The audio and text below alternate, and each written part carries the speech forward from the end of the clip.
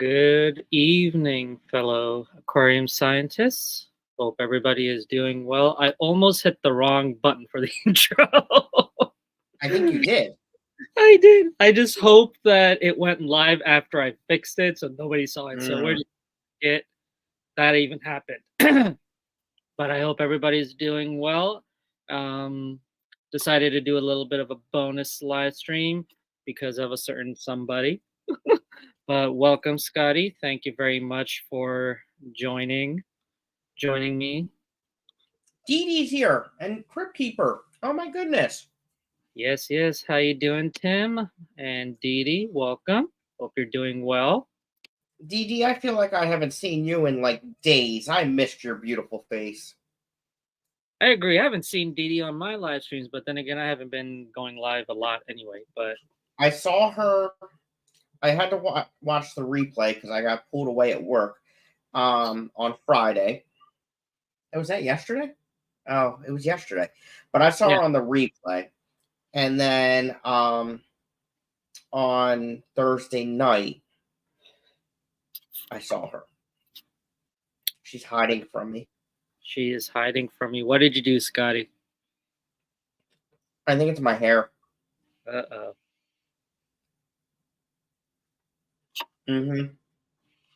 But yes, welcome.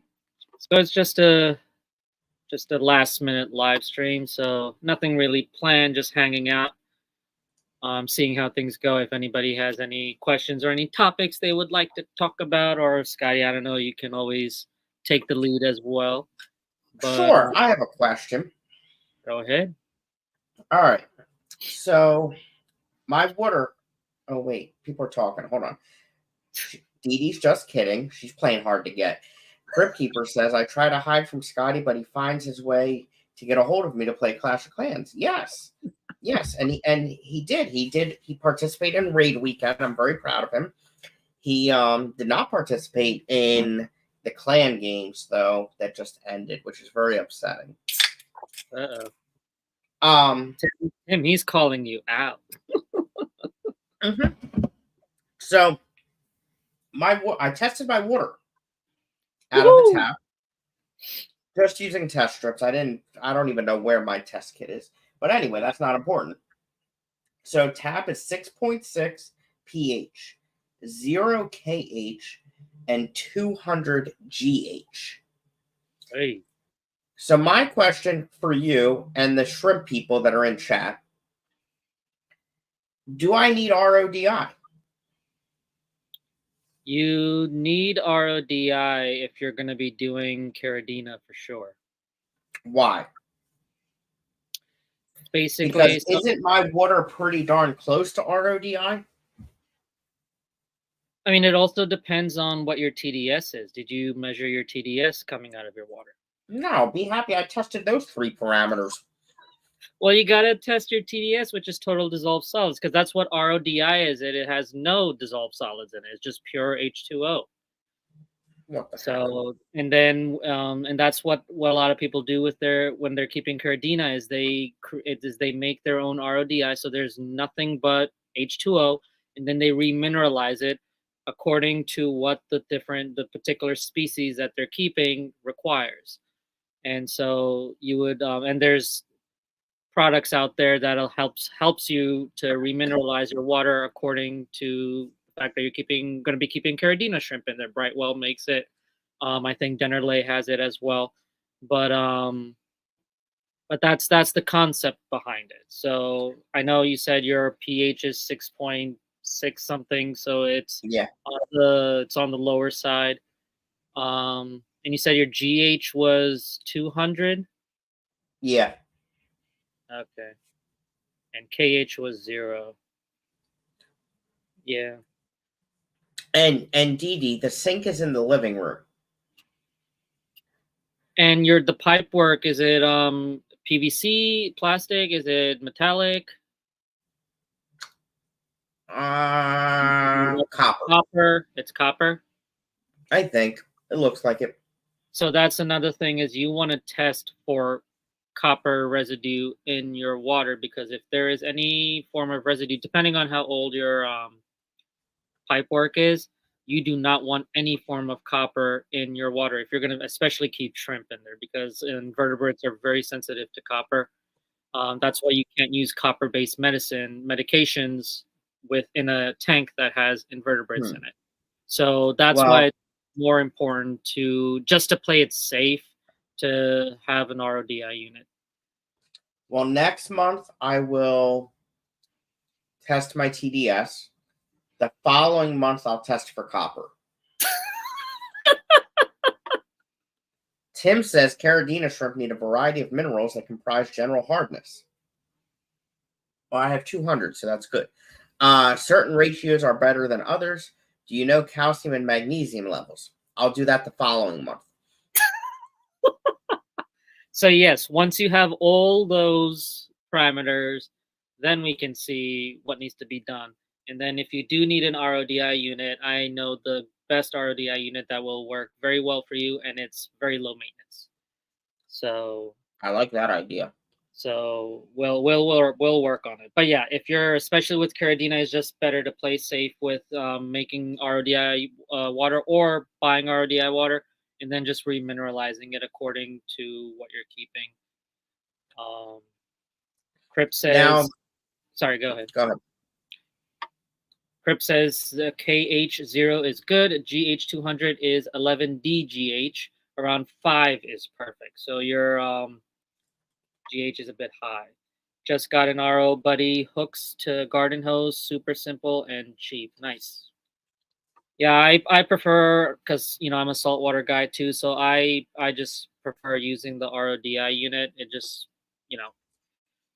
just works better for me at least. But the system that I use is the Aquatic Life twist in 4-stage RODI unit, which creates about 100 gallons per day.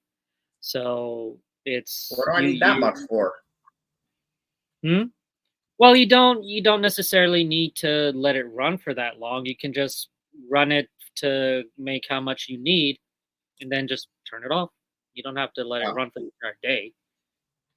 That is unless you have a lot of tanks that require RODI water, then you're definitely going to need a lot.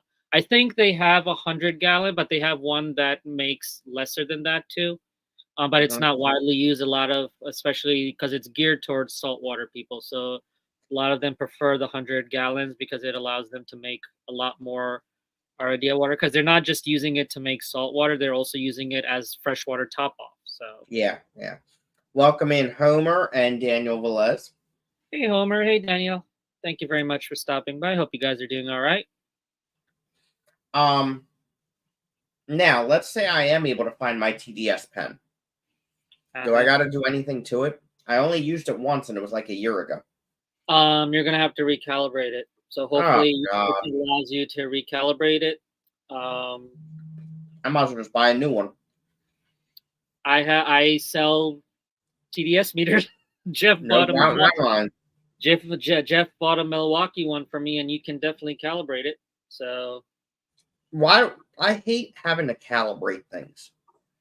I mean, when it comes to like equipment like that, testers like that, you have to calibrate it otherwise, as it gets older and older, the differential is going to start getting bigger and bigger. So, it's best to follow the instructions of the manufacturer in terms of recalibration to make sure you're getting as close of an accurate reading as possible.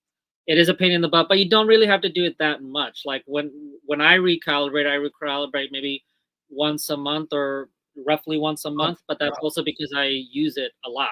I use the stuff a lot. So it just gives me a peace of mind, and it takes a couple of minutes. It's not that long. Sounds like a good reason not to test my water. Now, it's a very good reason to test your water, so you can make sure your fish and animals are getting the best quality water possible. They look beautiful. Especially if you're keeping stuff that's sensitive. So, I'll die. Crip says, Scotty, buy an RODI, please. You'll be happy you did. I agree with that. But I don't change my water, so what do I, Well, you gotta do some water changes. You I know did me, one I'm today, actually. My first one since I moved here. very proud of you. I wish you did it a bit sooner, but still proud of you. Well, I was waiting for a filter sock.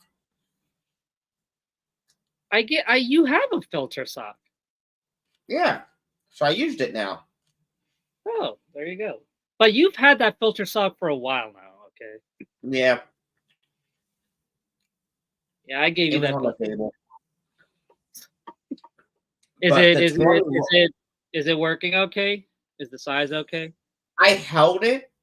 I need to come up with a contraption to Tie it. put it, like I need a stand to put over the sump pump that will hold the filter sock, and then I Mhm. put the hose in that. But I'm also thinking about doing something with PVC, like a drain. Right. And you'll need to make something where you can then just tie because it's a drawstring one, so you can kind of Right. tie. But can't you because the concept of that drawstring is if you pull it, it closes on to whatever Mm-hmm. you're putting it onto. So if you have it on a hose or whatever, it should be able to just squeeze onto it, if you know what I mean. Or is it not doing that? Well, I need to have something. Just the hose, it won't stay on tight. Okay. Um, I need to have like a ball valve in the open position and then tie it right above it. I got you. Yeah, that would definitely work Yeah. for sure. But Yeah. I mean, it worked for, I had to hold it, but it worked. It did its job. Right. You Um, just need to figure a way to keep it secure so you don't have to hold it. Correct. And Right. then I did the 20 long. I don't know if they're in there, but it's a pair of Apistos, and a piece of driftwood that I thought was done leached so many tannins, I can't even see the fish in there or Wow. the wood itself. I can't see anything in this tank. Now And I did huh? that's where a water change would come into play so you can dilute it. So I did a 50% water change on this tank, and I still can't see anything in it. What kind of wood do you have in there? I don't know. Because I I have know no, because I know certain woods tend to leach more and a lot longer than others. It also depends if before you put the wood into the tank, if you soaked it so that I it did a little bit. right. How long did you let it soak for? Do you remember? No. Right. Yeah, because when I'm using wood, I let it soak for a while, and I change the water too. Right. So that way I can make sure to see how much it's leaching out. And then usually by the time that it's waterlogged, it's released most of its tannins. It's still going to release tannins. It's an organic thing, but Mm-hmm. that's where that's where you put things like carbon in your filter to get those tannins out. It does help get those tannins out, or just because I do regular water changes, so I don't have an issue of there being a lot of tannins. Now, if you want a Mm-hmm. lot of tannins in your tank, you're just going to let it leach out as much as you want. Right. Um, I don't like a lot of tannins. That's not the look I'm trying to go for. So I make sure Right. that I'm Same. doing I enough just water want to know if the changes. fish are in there. Yeah.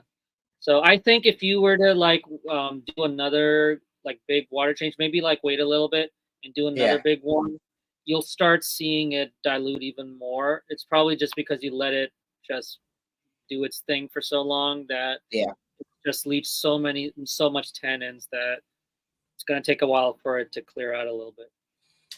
Daniel Velez, I did get a regulator right before the sale started. Just my luck. But I did get it for $10 off. So It hasn't come in yet. mm-hmm. I will open it on my members only stream tomorrow night. Monday night. What day is today? Saturday? Monday. Today's Saturday, so the day after tomorrow. So make sure you guys first of all, become a member if you're not already a member on Scotty's channel, Mm-hmm. and then you'll get to see it. Didi says, I have the Water Saver RODI from Bulk Reef, which is easy for me, but Scotty doesn't need one that big, but wastewater is less. So let me hang on. So we're going to visit my store. Why not? I wasn't planning on going onto my store, but it's better to show and talk about it. And I'll look into that, Daniel. That's a good idea. Acrylic sock holder. But with the acrylic sock holder, you have to hook it up to like a tank or a sump, in a sense.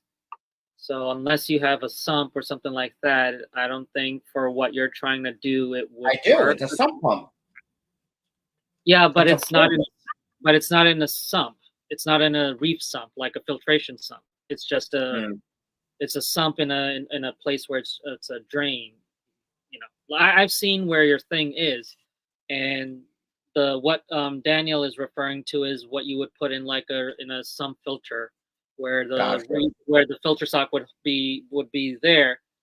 It would hold the filter sock, which has the plastic ring, so wouldn't even work for your filter sock because it's a drawstring one. Right. And then whether it's a flex pipe or a silicone pipe or a PVC pipe, it'll just go right into that holder and go through the filter sock.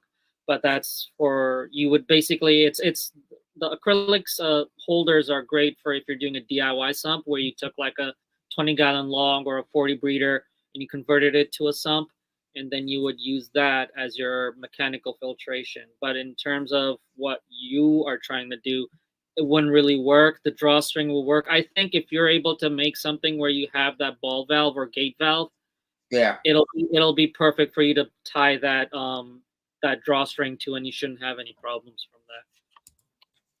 So hang on. So we're gonna go to equipment and supplies. Atkins is here. Ian, I have not seen you in a while, my dude. Where have you been? Hope you're doing all right. Go to filtration. So here is the RODI unit that I was talking about. So it's RODI, so it stands for reverse osmosis deionization unit. And this is the aquatic life 4-stage twist-in 4-stage RDA unit. So the reason, Scotty, this would be great for you is because when you first get the unit, it comes with the cartridges already, and it's twist-in.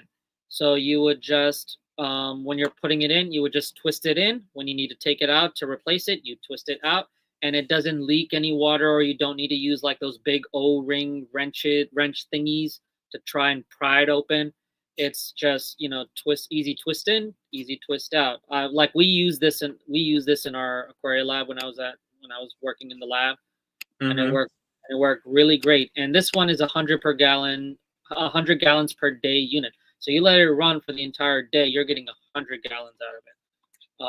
But obviously you don't need it that much. You just turn the water on, get as much as you need to, and then just turn it off.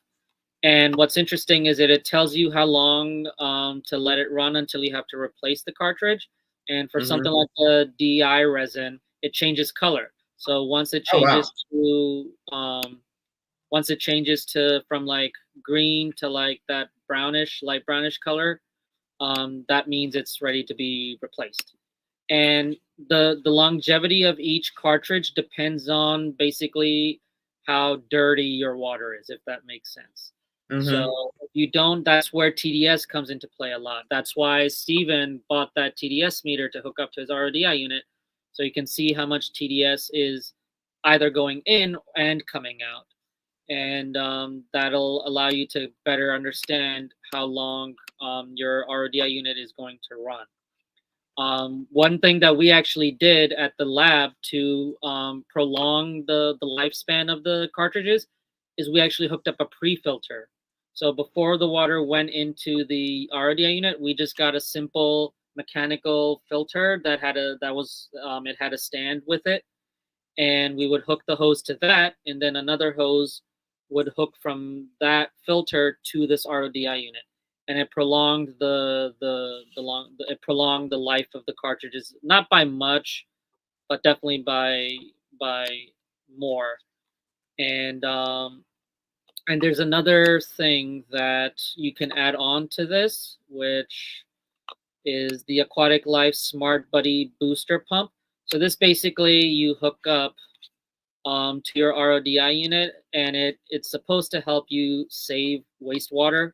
So when it's going through the resins, there's actually a hose or a pipe or a tubing, if you will, that you have to run into your drain that drains out the wastewater, is what it's called. And to kind of save on that, you would hook this up to that, and it just helps you with water saving, things like that. But it's not necessary. That's as much as the other thing. What other thing? That's as much as the RODI unit.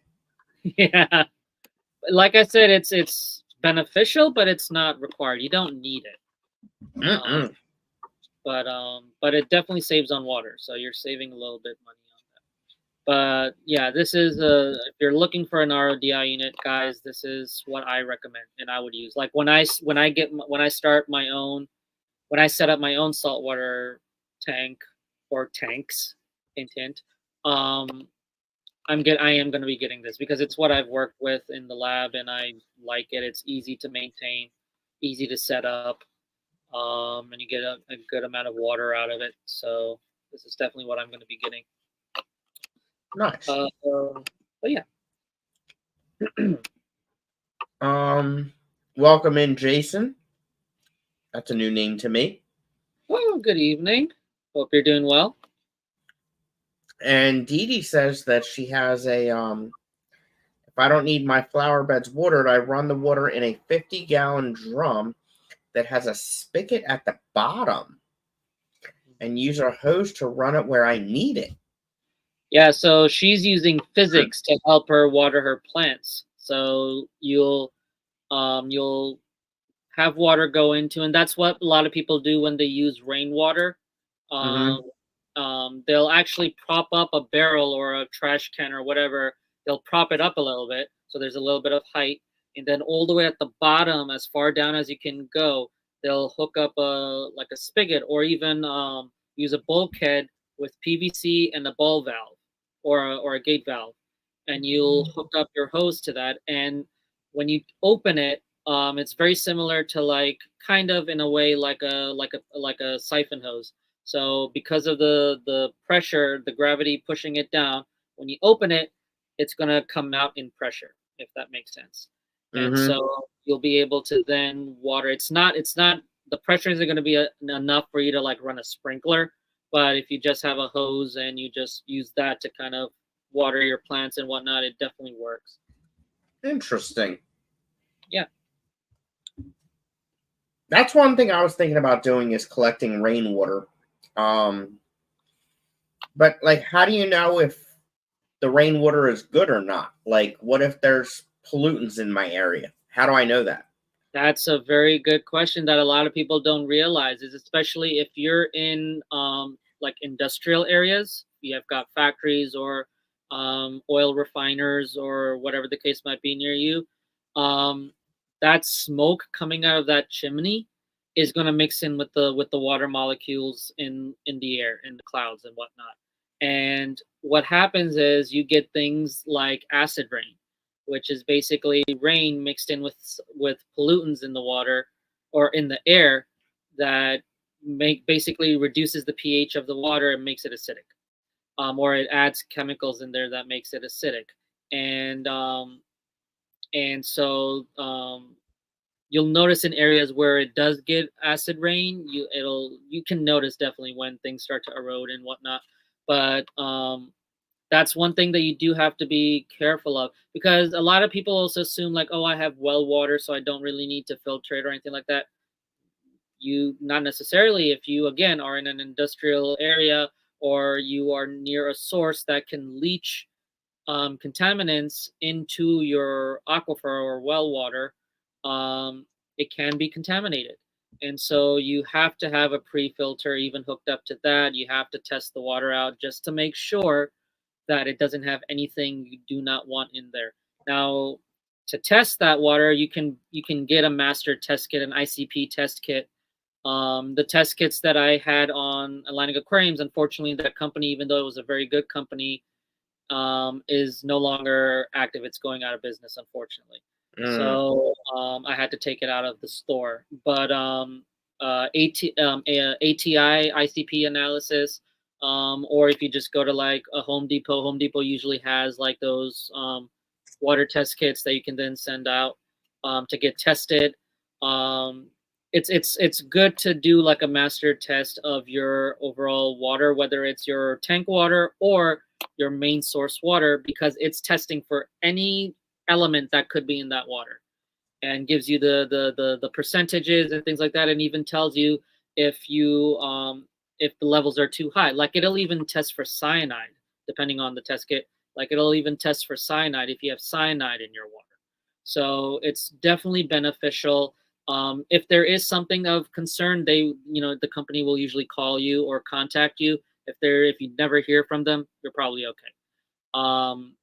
But it's still good to at least test it. Like if you're collecting rainwater, it's good to test your water. If you've got well water, it's still good to test your water and hook up a pre-filter just to be on the safe side. Even like here in my house, we have city water, but we still have a pre-carbon filter hooked up to our main water that my dad has to change out maybe like a month or a couple of months. And even then, I actually don't drink from the tap water at all. I drink from the big bottle, Deer Park, whatever it is. And then if I'm using water for my tanks, I always dechlorinate it. Even though I want to test for chlorine and chloramines in the water, I have to get the test kit one day just to see if there really is any chlorine or if the filter that we have hooked up is taking it out. Because then that saves me a little bit of money. Then I don't have to dechlorinate. But until I get the test done, I'm gonna dechlorinate my water just to be on the safe side. Because we're using city water, so they do treat the water, especially with chlorine. Right. But yeah, Ian says I haven't changed my RODI filters in over a year. You definitely might want to test the TDS coming out of that then. Welcome in, Alishon. Oh, hey, Alishon. Thank you very much for stopping by. Didi says, I lost 11 tanks of very nice shrimp last year all at once. Each tank had gotten a water change. Municipality changed water systems. Ooh. And I just realized that nobody could see you. It's okay. Sorry about that. But yeah, Didi, that sucks. I'm going to sound dumb, and that's okay, but I just want you all to find humor in what I just did. I tried to heart react Didi's message and got mad YouTube wasn't working till I realized it's not Facebook. It happens. There's times where like me and Scotty and like we're playing D&D and like we have to move our character or do something or roll a die or whatever, and I'm clicking on the screen on StreamYard and it doesn't do anything. So we all get our moments, Tim. It's okay. Danielle says, how much are the filters? I buy the pre and charcoal block filters in bulk. Are you referring to the RODI unit, Daniel?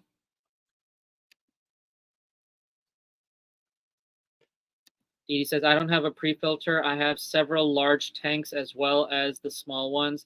My resin lasts about 9 months. Yeah, that's around the time. Like I said, it depends on like the quality of the water that's coming into your unit.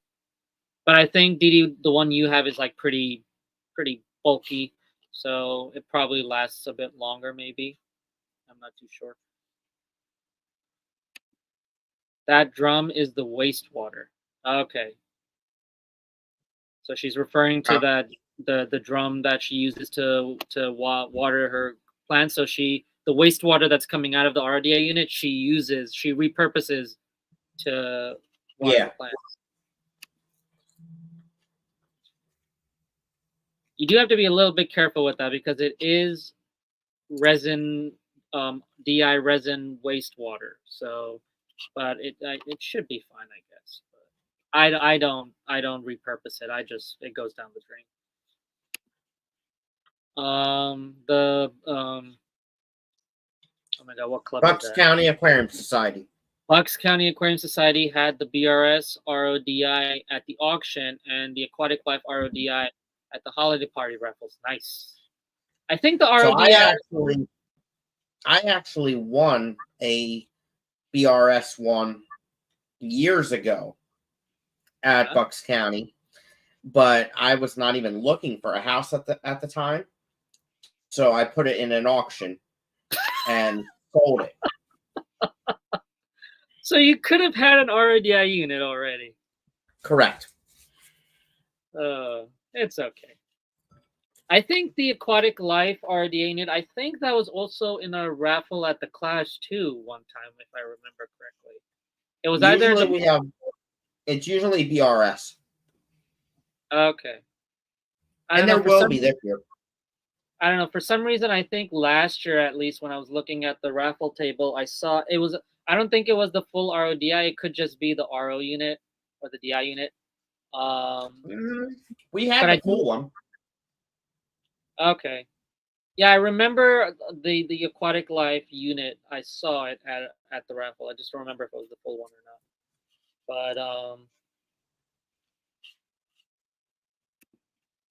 But Didi says, I tried the rain collection. It wasn't consistent enough to count on having enough water. Exactly. So, it also depends on how much rain you get. Determines. But then again, it's like, well, if you do have rainwater available, you've collected it, you're saving a little bit on your water bill because you're not using the water coming out of your faucet. Right. So at least during the rain season, depending on where you live, it can definitely be beneficial. It doesn't hurt to have it. I mean, my thought is, if I have a rain barrel outside and I drain it into a barrel inside, I could potentially store 100 gallons of water. You can. It also depends on the quality of that water. Does it have any contaminants in it? So I don't know. But it's definitely something to look into for sure. Because usually the way that people hook up those barrels is they hook it up with their gutter. So the rain gutter coming down, and they'll have like a little filter basket to keep any of the leaves and whatnot out. But you can still technically have like soil particles or any like dust or sand, in that water also. Right. So it's still a good idea to have some form of a pre-filter for that even. Yeah. Which is why I necessarily wouldn't use it for aquariums, but definitely for if you're doing hydroponics, or if you're doing or just need to water your plants or whatnot, it's definitely great for that for sure. I just wouldn't really use it just because of that uncertainty of like contaminants being in the water, even if there's no like pollutant contaminants in the water from like acid rain or whatever the case might be, but just from the runoff from your gutters, for example. Yeah. Or contaminants in your barrel. If your barrel has been sitting dry for so long and it's either not covered properly, or even when it is covered properly, dust will find a way to get in there anyway. You still have that uncertainty of those contaminants getting in there. So, that's something to look into, but it's definitely something in terms of like water conservation for like watering your grass, watering your plants, your garden, definitely beneficial for sure. Homer said, oh wait, so yes, going back to those that because I'm probably behind whatchamacallit chat here.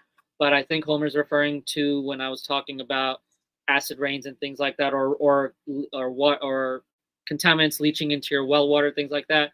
Fertilized fields, if you're near farm area, that industrial farm area where they're using a lot of chemicals and fertilizers and things like that, that can run off into your water, or even run off into your local waterways, unfortunately.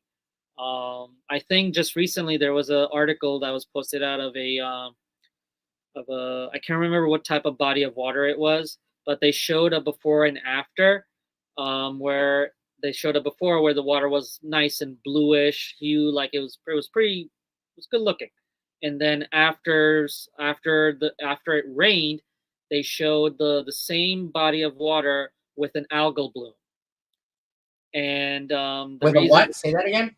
an algal bloom, an algae bloom. And the Oh, reason oh, for that is because of farm runoff, because the farms are using fertilizers and whatnot, and it rains and then it runs off into your local waterways. It creates nitrates and whatnot, which the algae loves, and you get a big algae bloom, which, if it's a species that is toxic, will kill your fish, like red algae. Um, or what it'll do is it will choke up all the oxygen in the water, and if it's a freshwater, all the plants and fish will die. If it's saltwater, all the fish will die, which is a big issue right now in terms of the field that I'm a part of. So runoff from farms, industrial farms, and things like that is a big issue.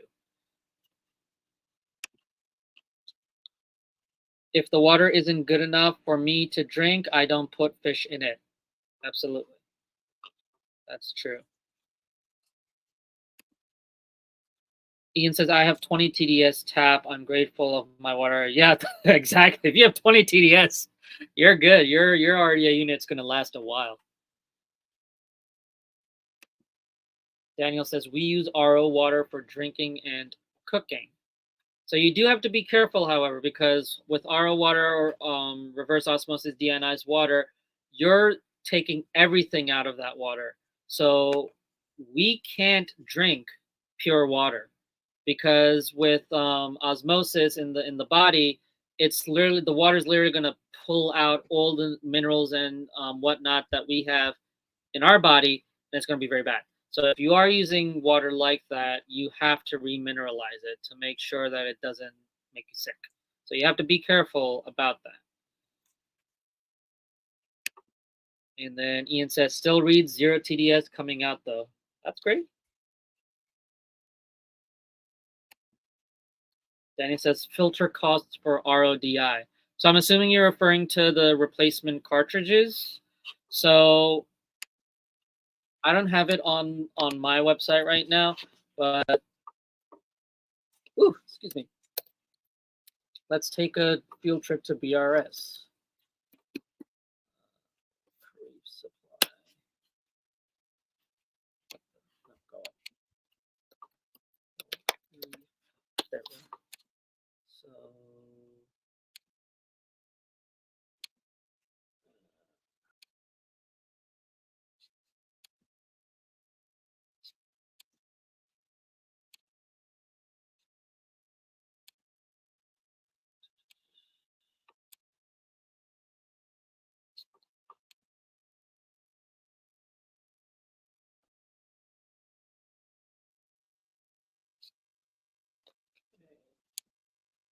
So I'm just gonna minimize that in a bit.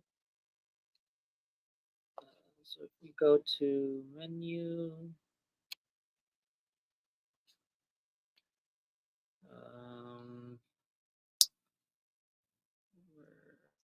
reverse osmosis, 4-stage RODI. Oh my God, stop. Work with me here.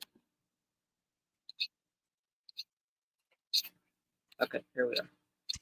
So I'm trying to find, I'm seeing a lot of bulk resupply stuff. No, I need aquatic life.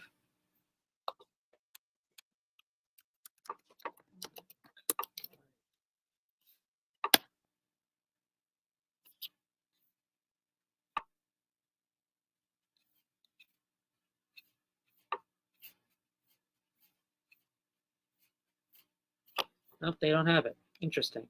Okay. So we're going to go to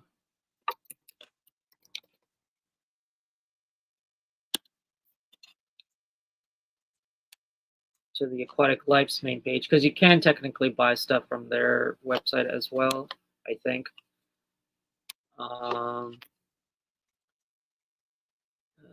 Twist-in RDA systems and cartridges. There we go.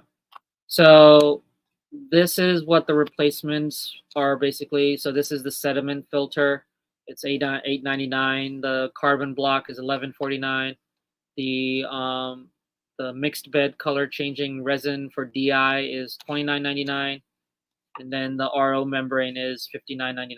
RO membranes are usually the most expensive out of all of them. But you also have to keep in mind how often are you going to be changing each one, because they all I think the sediment and carbon filter, they last about 6 months, maybe a little bit more depending on how clean or dirty your water is. The DI and RO units, I think the RO also has a month range in particular. The DI resin is based off of the changing of the color of the resin. So that determines when you have to actually change it. So there are a few factors in regards to that. And sometimes you can also purchase like the cartridges in like a pack, like here, which does save you a little bit of money for sure. So like the Twist-in 100 gallon per day RODI bundle, so it has all of that. So it's only $87.55. So you're definitely saving a lot. So what I tend to do is I tend to always have a pack of these available. And then once I've gone through most of the cartridges in that pack, I buy another pack as standby. And then you can also buy them as just like a pack of 4 DI resins and things like that, which also saves you some money. So definitely some money saving options there for I like that. Yeah, for sure. But I most likely will have the cartridges on my website too. I just haven't really gotten into that. So I think I lost my, okay, I found it. It's fine for plants, but can contain microplastics. Yep. I'm taking the membrane off my RODI soon. Zero wastewater. Nice. There is a coral farm that uses rainwater. They have a whole chlorine setup to clean the rainwater. Then it goes back through his RDI unit. Yeah, that's definitely saving water for sure. But again, it still has to go through a filtration system before it goes into the coral tanks. But that's definitely most likely saving the person money. We got Fish Fam Link here. Welcome. Bulk Reef Supply did Hydros and G. Ian, we're not even going to talk. Come back tomorrow to my main stream, because I am streaming on Sunday, by the way, guys. I just decided to go live today because Scotty asked very kindly if I could. But yeah, Ian, just come back tomorrow. We'll talk about that for sure. I don't know, Ian, if you noticed, but I got the Reefapalooza shirt on because I went to Reefapalooza not too long ago, and I was at the Hydros booth for a while just to talk to them about it. I got to see the Hydros launch unit and things like that. We'll talk about it. But yeah, that's BRS.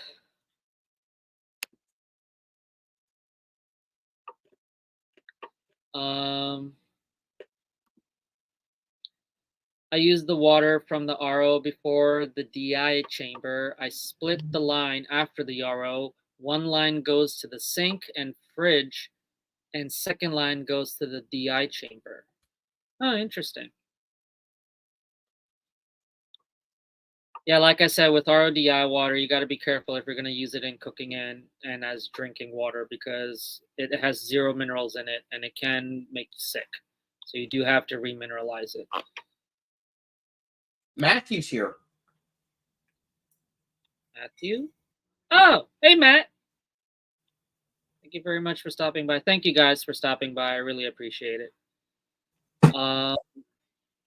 Tim says +1 on the likes, Scotty. I forgot 2 on the way in. Thanks, Tim. Appreciate it.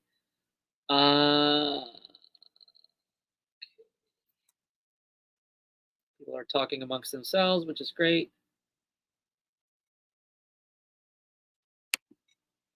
Been doing it like that since the 90s. Julian Sprung showed me how to plummet like that. Nice. I've met Julian on at Reefapalooza because he's the owner of Two Little Fishies. So yeah. Which with Scotty, if you for future clashes, Julian Sprung, definitely somebody you might want to consider for as a speaker. Remind me. I'll forget. Yep. That's what I'm here for, to remind you about things.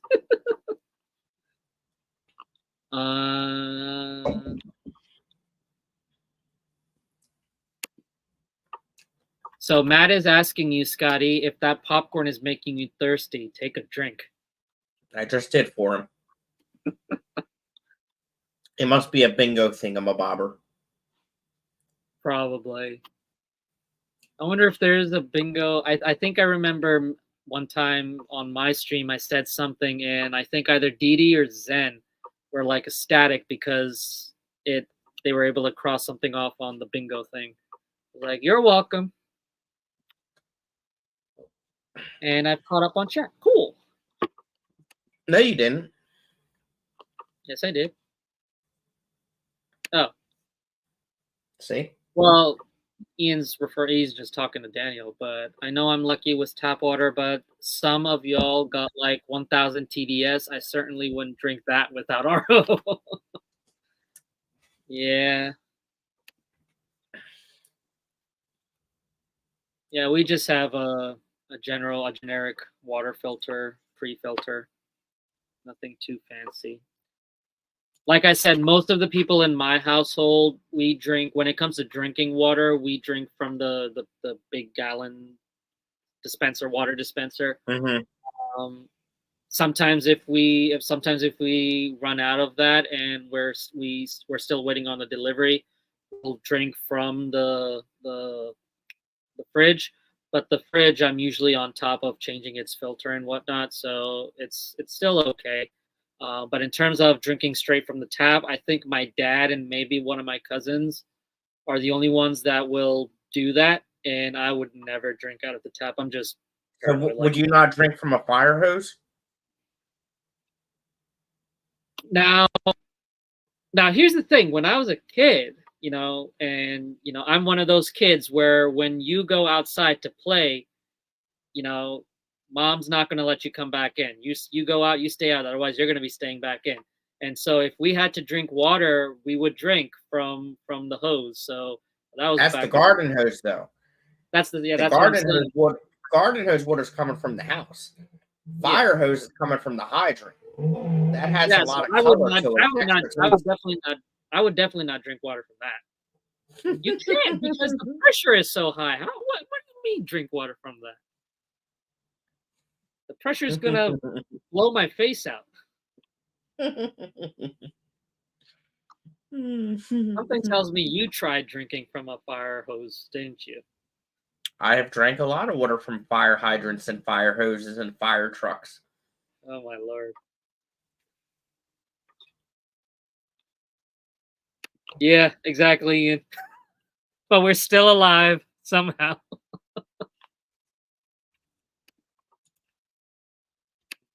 Matt says, I only drink tap when I take my pills. I put my mouth right by that dirty spout. Oh my Lord. Oh, Matt. The first fish meeting I took my wife to was with Julian and Charles Delbeek. and she still married me. Go figure. Hey man, if somebody goes with you to these fish events and they still marry you, you know, that's a keeper right there. For sure. I'm hoping when I get married, my wife will be just as passionate as fish keeping as I will. I doubt it, but you never know.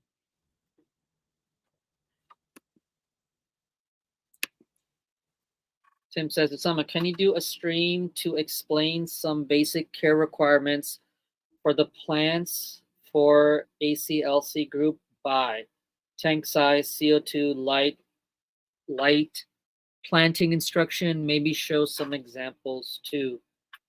I mean, sure. So like if you come to my stream tomorrow,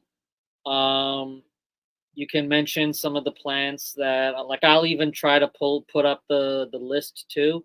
And then if there are plants you're interested on that list that you just want some more information on, I can definitely help with that for sure. Now keep in mind a little more than 50% of the plants on that list I have yet to really work with too. But because they're like very similar species and genuses, that the care requirements are usually very similar anyway. But just a disclaimer out there. Some of those plants I haven't even heard of before. Like I was telling Scotty not too long ago. So, but because the species or the genuses are very close together, they usually are very similar in care. So it shouldn't be a problem. Just remind me because I might forget. We've got Kuro here. Welcome, Kuro. Thank you very much for stopping by. Hope you're doing well, buddy.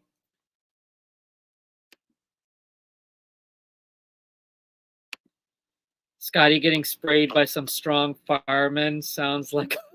Oh my lord! Oh my lord! Daniel says, "I'm from the Bronx. I drank from the hydrant in the summer." There you go. Come from the Bronx.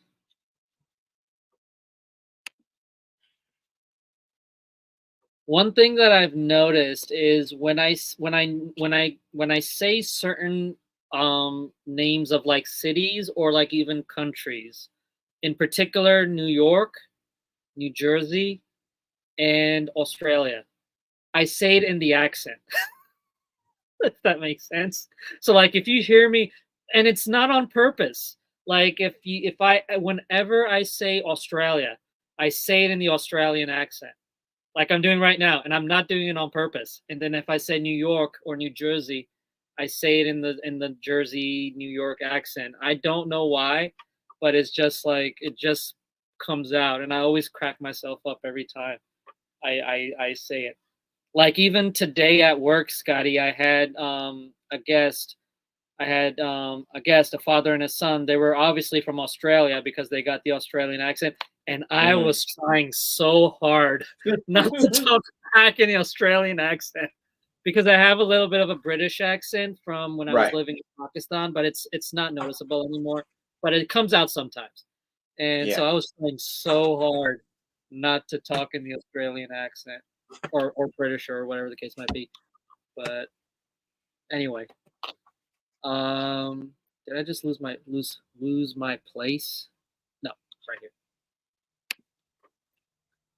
Honestly, all the water themed carnival stuff, coin toss to win a goldfish, foot bath with gambusia as spa fish. Yeah. We're past those things, but unfortunately it still happens. And what's sad is a lot of like those spa fishes, they're not regulated. So, you don't have Fish and Wildlife going in there to make sure that to either stop you from doing that or to make sure the fish are being treated right or whatever the case might be. That stuff isn't even regulated. So if you ever go to a place wanting to do the spa fish treatments, I'm telling you right now, you're going to have a very bad experience. So don't even bother. And then obviously the carnival goldfish, we're way past that stuff. So You know, if you want to get a goldfish from the carnival and bring it home to take good care of it, and you're able to take good care of it, then by all means go for it.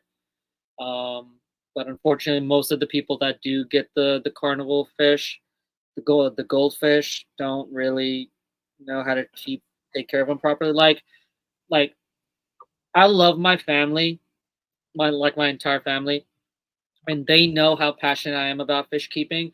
But what really irks me is that I have a few members of my family who've either kept fish before or are currently keeping fish and have never consulted me once. And one time I went to my aunt's house and she literally took, you know, those plastic containers that you would, like the big containers you would have, like the cheese puff balls, or like the so the They're mini. great for keeping killifish in. Right. So she took that, cleaned it out, whatever, and then apparently one of their neighbors had a birthday party. And guess what the party favors were? Goldfish. Goldfish. And so they ended up bringing goldfish home and kept it in that container. And I remember going to the house and seeing a container full of water with goldfish swimming in it, and I lost it. I was like, first of all, you should have consulted me. Hey, we got these goldfish. What should we do with them? And then second of all, that's very murky water, which means you have not done a water change in a while. And those fish are getting very big. And unfortunately, they ended up passing away. They weren't able to stay alive for long because obviously they weren't staying. But I was like really upset because I was like, look, I get it. You got goldfish. That's fine. You've literally got a guy in your family who studies aquatic husbandry as a career, or as a future career, and you didn't bother to consult with it. I have a cousin who is currently keeping goldfish, has never asked me, hey, do you got any food, or got anything this, or can I get some advice, or yada yada yada. And it's just like, come on, man. But anyway, that's enough of that rant. I still love him though. Linky reminding everybody to hit the like and subscribe button. I appreciate it. A little off topic, but my wife is learning about the Muslim religion, which is called Islam, as she's made a friend at work who's getting married next month. She's planning a shower and is going to the wedding. Oh, that's great. Matt, if you have any questions, or if your wife has any questions, feel free to text me on Discord. I'm more than happy to help. She's getting the getting the test of that hand drawing on her hands Monday. Henna. It's henna, or what in my language we call it mandi. But it's basically not permanent tattooing, but it's all natural. It's actually the only form of tattooing that is allowed, kinda, in my faith, because it's natural and it's not permanent. It'll go away as long as you're not making anything that has imagery or anything like that. That's why it's usually floral patterns and things like that. But yeah, because permanent tattoos are forbidden in Islam.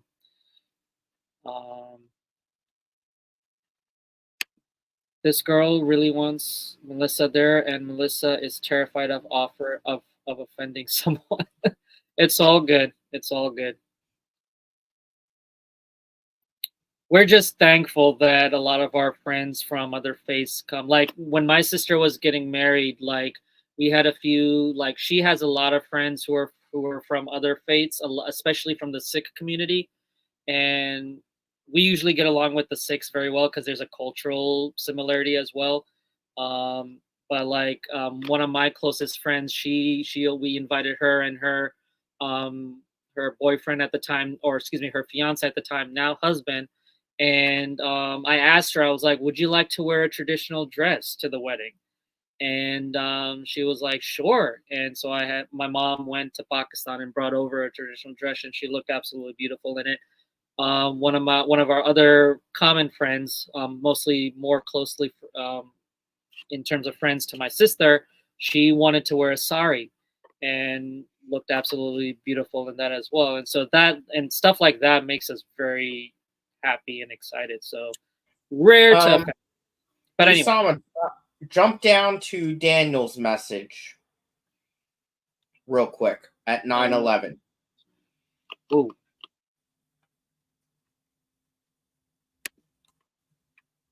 Professor FishTanks, I wanted to add Marsilia to my wish list on your site, but you have it as a pre-sale. You have some plants I want in stock. Do I wait for the restock? Pre-sale? Did I not change that to out of stock? Uh-oh.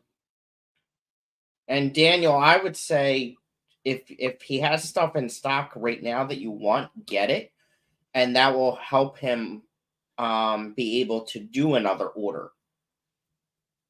Yeah, what he said.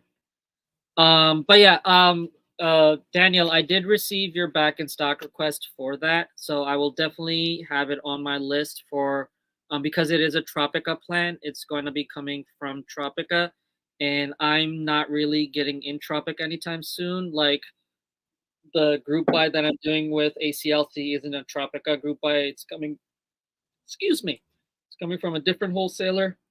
But I'm hoping with that group buy, I'll be able to, for my next plant order, will be coming from Tropica for sure.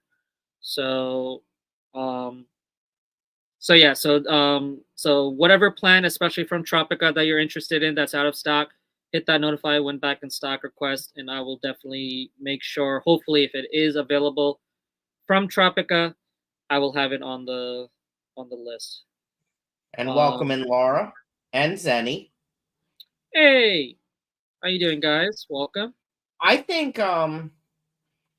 Usama, if you have time, because I like what Tim's up to, and I have similar questions.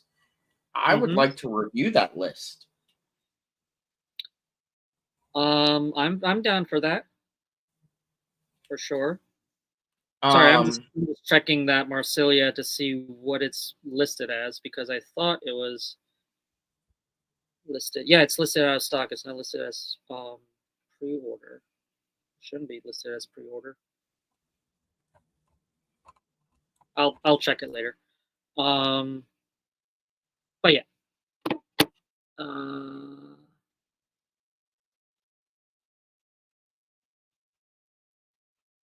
you want me to read the plants off to you? Actually, if I allow you to share your screen, could you pull it up? I can do that, or I can read it right from my phone. Because I think it might help to also see it, at least for me. Do you have permission to share? No, so you have to. Wait. Yeah. All right. Hold on. Give me a second. Read chat. I'll get. Let me get it ready. Okay. How's it going, chat?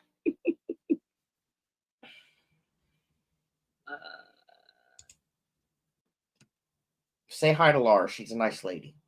Hi, Laura. I know Laura.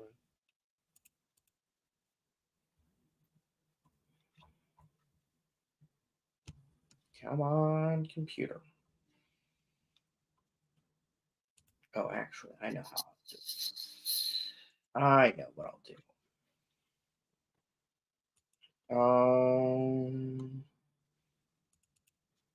Right here. Yeah, for sure. She has nothing to worry about, and I hope she enjoys herself.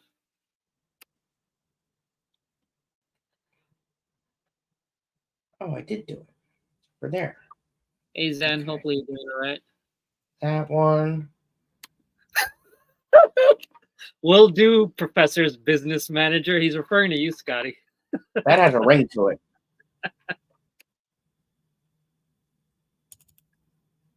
I like that, Daniel. Don't give him any ideas, otherwise he's going to start asking for money, which I definitely don't have any.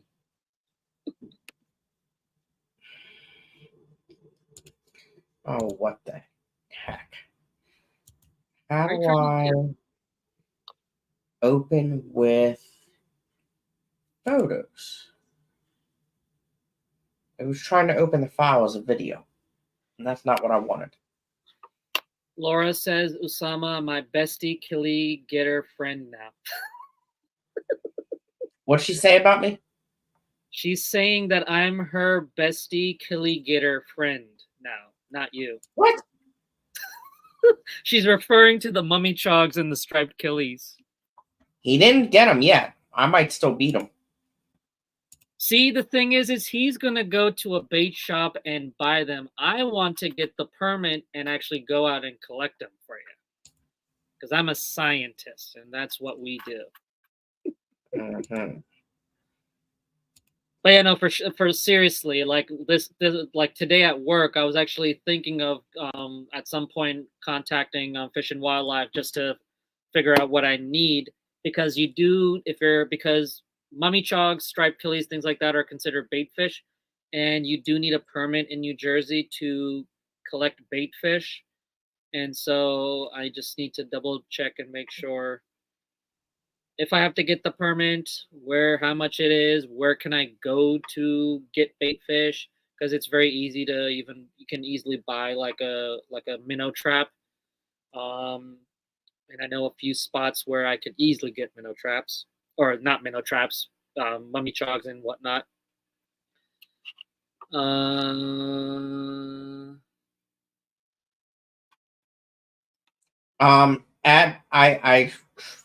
add the thingamabobber.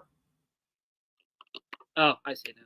And then Tim was also saying, do you want me to retype it? What are you referring to, Tim? Like the plants that you're interested in? It's the 2 messages right below Matt's wedding plans. Where is it?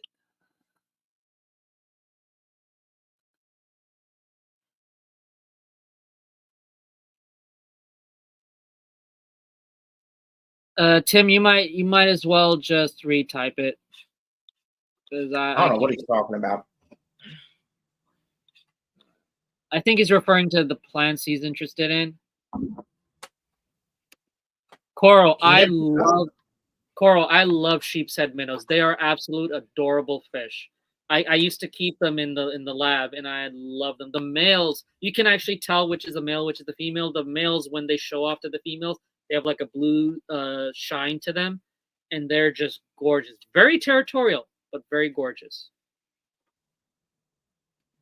Tell them you're getting them for someone who has a bachelor's of science in natural sciences who is studying reproduction. I mean, I'm also a marine biologist, so I could easily tell them it's for scientific purposes, but no, you can, because they're a bait fish. If you get a bait fish permit, you can collect them.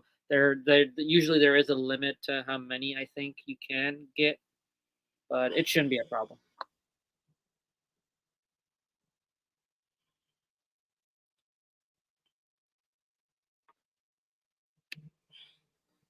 That is true, because sheep's head minnows, they are brackish. I can technically acclimate them to fully salt water and put them in that tank. You just gave me some ideas, Coral. Thank you for that. Okay, so very hard to see. Scotty, is there a way you can kind of zoom in on that? I don't know. Oh, there we go. Yes. There we go. Okay. All right, so what we're seeing here is the potted plants. So all these plants you see on the list they'll come in as pots. Obviously at the top you have the Anubias genus. So nothing really, you know. Do you know anything about the 6th one down? The one right above the barter eye.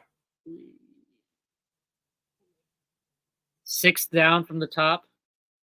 Yeah, the one right above the barter eye, or the second, the barter eye golden, the one right above it. Anubias lanceolata. Yeah, I've never heard of that one. So it's actually an interesting Anubias. That plant, the leaf shape is very different to your like traditional like Anubias barteri nana, things like that, where instead of it being more like a circular leaf, it's more elongated. So it grows more vertical than horizontal, if that makes sense. same care requirements, same placement. It's an epiphyte. You attach it to your wood, or to be honest with you, Anubias that grow more vertical, I think do better being attached to like wood, if that makes sense.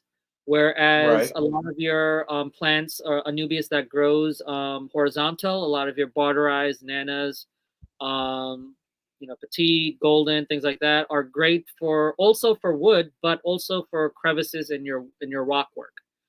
Okay. Or just like attaching it to like a small rock pebble or whatever. Um, uh, Sorry, I'm just trying to look up that plan just to make sure that it's the actual one I think it is. Yep, and it is what I'm thinking of. Yeah, so it's very let me actually I'm not gonna share my screen because I don't think I can.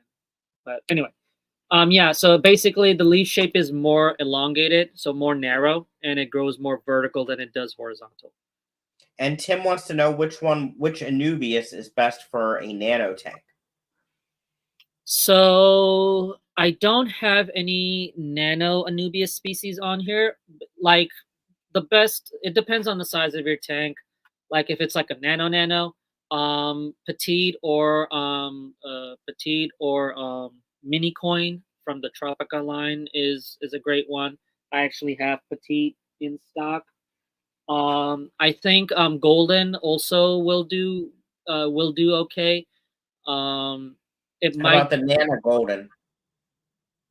that's what I'm referring to, the Anubias Okay. barterite Nana Golden. It's a variant. It's a cultivar of Anubias barterite Nana, but it's golden, so it has more of a goldish greenish color, lighter color basically.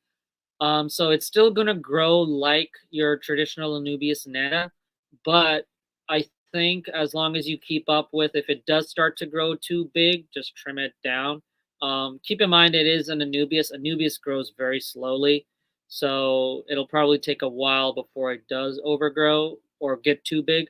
But it depends on the size of your tank. It depends on the size of your aquascape in terms of like choosing plants that will look good in terms of the appearance of it.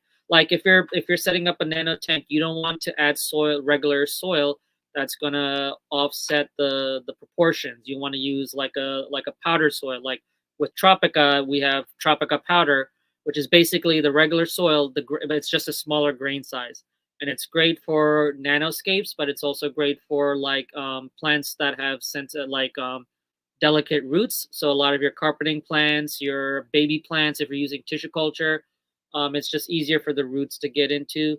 Um, but but I think at least on this list, the Anubias Nana Golden is a good choice. Um, what else could there be? I think hang on, because there's Anubias Nancon, but I think that's a large species. That one and the Lancelota or whatever it is. I haven't heard of those two, so those are two that I'm So gonna get. yeah, so Nancon and Lancelot are very similar in terms of appearance. Mm, Uh, so keep that in mind. So it is kind of like it is a vertical Anubias species. okay. Uh, so they are similar, but obviously different species. I think one of the main differences between the two is Lancelot is more narrower than Nancon. That Mm, that'll if that gives you an idea of the difference between the two. okay. And then the two high grows. I don't think I've heard of the first one, but maybe the second. Have you had the second one I'm in sorry, which stock? one? The high grows. The Hygrophila. So none of the Yeah. Hygrophilas that I have here, I've had in stock.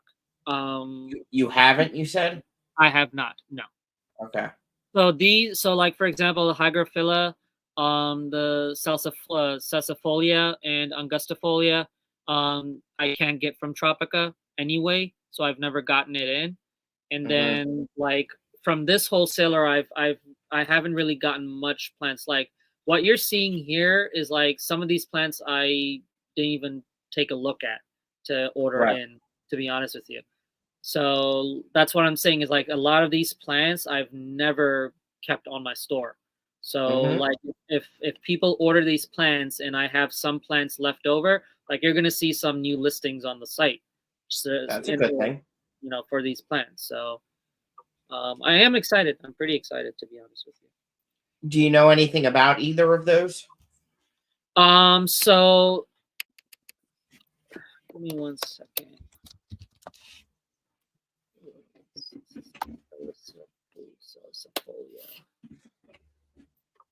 So I mean, it's very similar to like your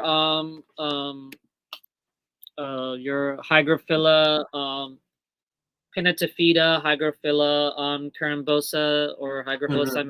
simensis 35B. Very similar care requirements to that if you've ever kept those. I would say it's kind of in the easy to medium category. You know, CO2 will definitely benefit it. It's not required, but if you are going to put them into, like, I know you have a CO2 system running on one of your Mm-hmm. tanks, like the 40 breeder, definitely I would recommend putting them in there. They will definitely do Yeah. well. But yeah. And the leaf shape is very similar to them, really. I think the the salicifolia is very similar to your Pinnatifida or the carambosa or simensis 35B. So, and what's interesting What is, is go ahead. one second, Tim. Don't rush us through the stems. I like stem plants. The arcuata I just got from you, right? The what? Ludwigia arcuata. Did I just get that from you? Ludwigia araguaia. Arcuata. It's araguaia. Where's there a Q in? It's ARCUATA. Exactly, araguaia, not araquaia. Whatever. Did I just get that from you? I think you may have, because I have gotten that plant in from Tropica. Okay. Yeah, that one sounds familiar. What is micromeria? Excuse me. I'm sorry. Which one? Micromeria. Micromeria brownie. Yeah. What is that? So that is actually a plant I've never heard of before, which is why it's on the list. Let me pull it up real quick, and if you want to also like Google it on your phone as well. Micromeria. Actually, wait. I got a book to look it up in. So micromeria is very similar to like the pennywort, plants. So like your hydrocotyls, things like that. The common name is like mint Charlie. So it's a stemmy plant with like rounder leaves that grows vertical. So it's basically great as a forward to mid ground plant to add a little bit of a textural variety. It is an easy to maintain plant. And it's a plant that is both aquatic and semi-aquatic, so it does grow out of the water. It is a terrestrial. It can be a terrestrial plant as well. But yeah, it's very similar to like your hydrocotyls, your pennywort, things like that. Let's see here, micro. And it does flower as well if it grows out of the water. Brownie images.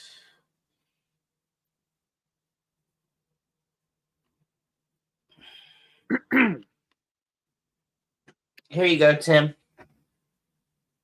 Oh, you won't be able to see it. Green screen. Google it. Yeah. Yeah, like, to be honest, for any of you who have access to to this list, basically you have to be a member of ACLC. But if you have access to this list, I strongly encourage you to Google the plants if you're not familiar with them. And if you come to my live stream tomorrow, I will definitely be able to pull up pictures and really go more in depth with it if you want. But definitely, even if you're following along here, feel free to pull up your phone if you're not watching it on the phone, or if you are watching this live stream on your phone. Just Minimize it. yeah, minimize it. Or if you have the iPhone, you can actually still watch the screen on YouTube, Yeah. but be on Google if you're fancy like that. What But is Wenti flamingo pink flamingo? yeah, it's the full name is Cryptochronia when Deadeye Flamingo. It's your pink flamingo. Okay. It's a lot of money here, but I want it.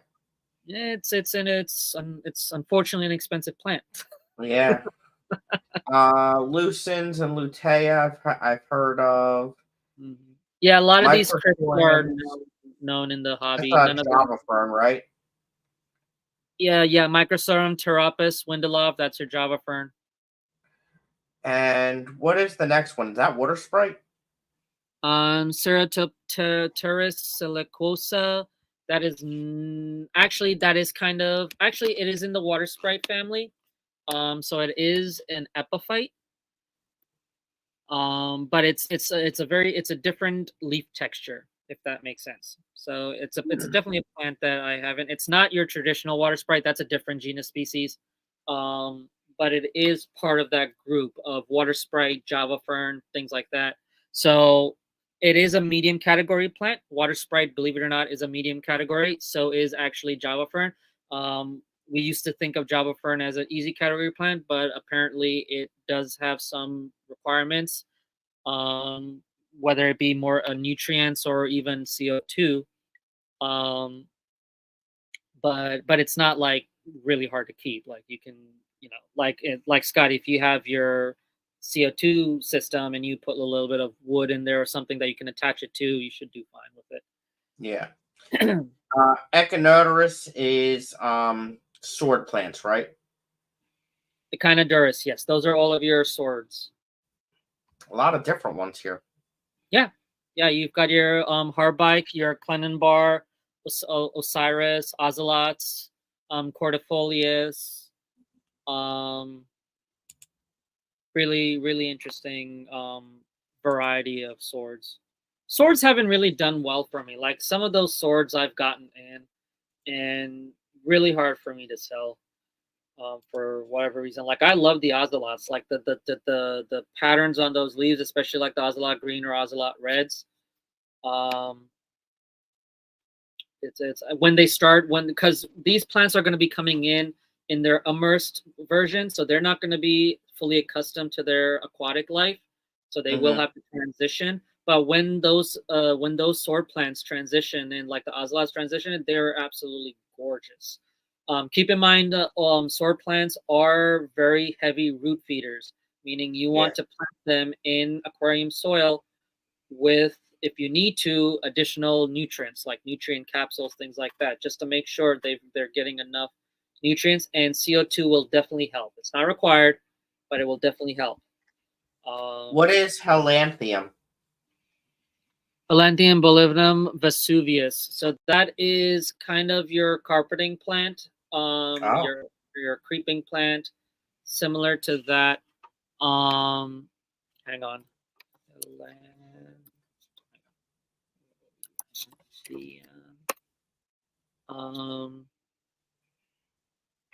Atlantium vesuvius.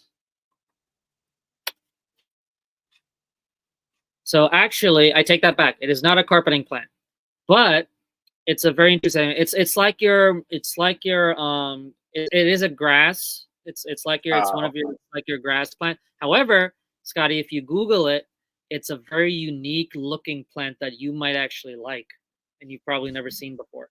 I'm not gonna spoil it, but for any of you interested in it, do Google it.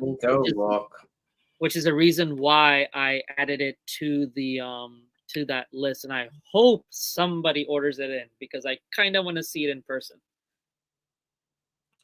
Lanthium.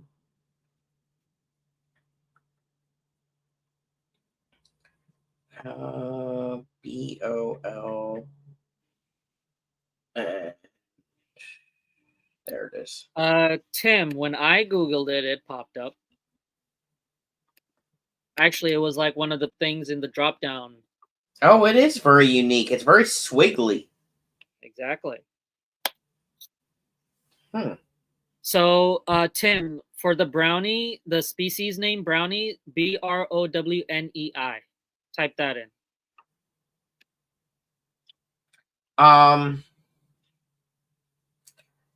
Bamboo. Is that like a regular bamboo? Yeah, it's like your like generic lucky bamboo. So there's a straight one where it's just straight up, and then there's a curly one. So that's great for if you want to put it as like an aquaponics type thing where it's sticking out of your tank, but you put it in there, similar to like what you would do with your pothos or your peace lily, things like that. And before we get to Tim's question, I have a question for Tim. Tim, what are your thoughts on these crypts, being the crypt specialist?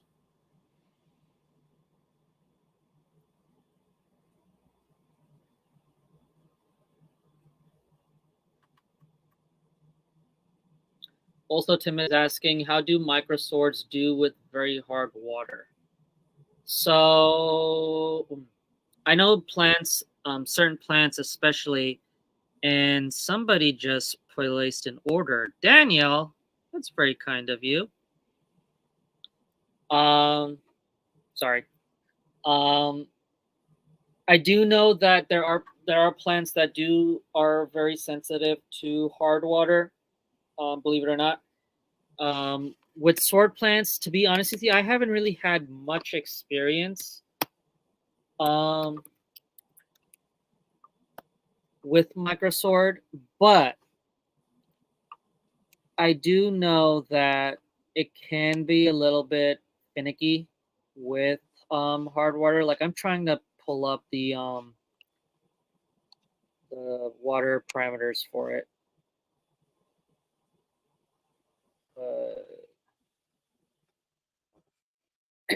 Yeah, scientific name Liliopsis brasiliensis.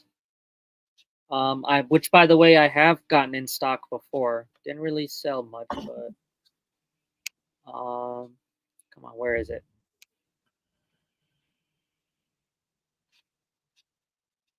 One of my shorts just got recommended to me.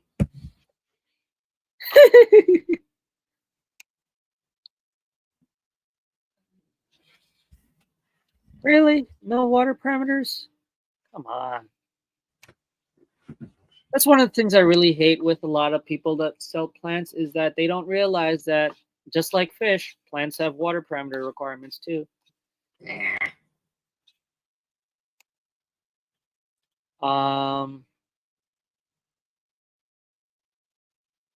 Yeah, so like I mean it doesn't really talk about water hardness, but the pH and water hardness do go in hand, Tim. So like I'm reading right here.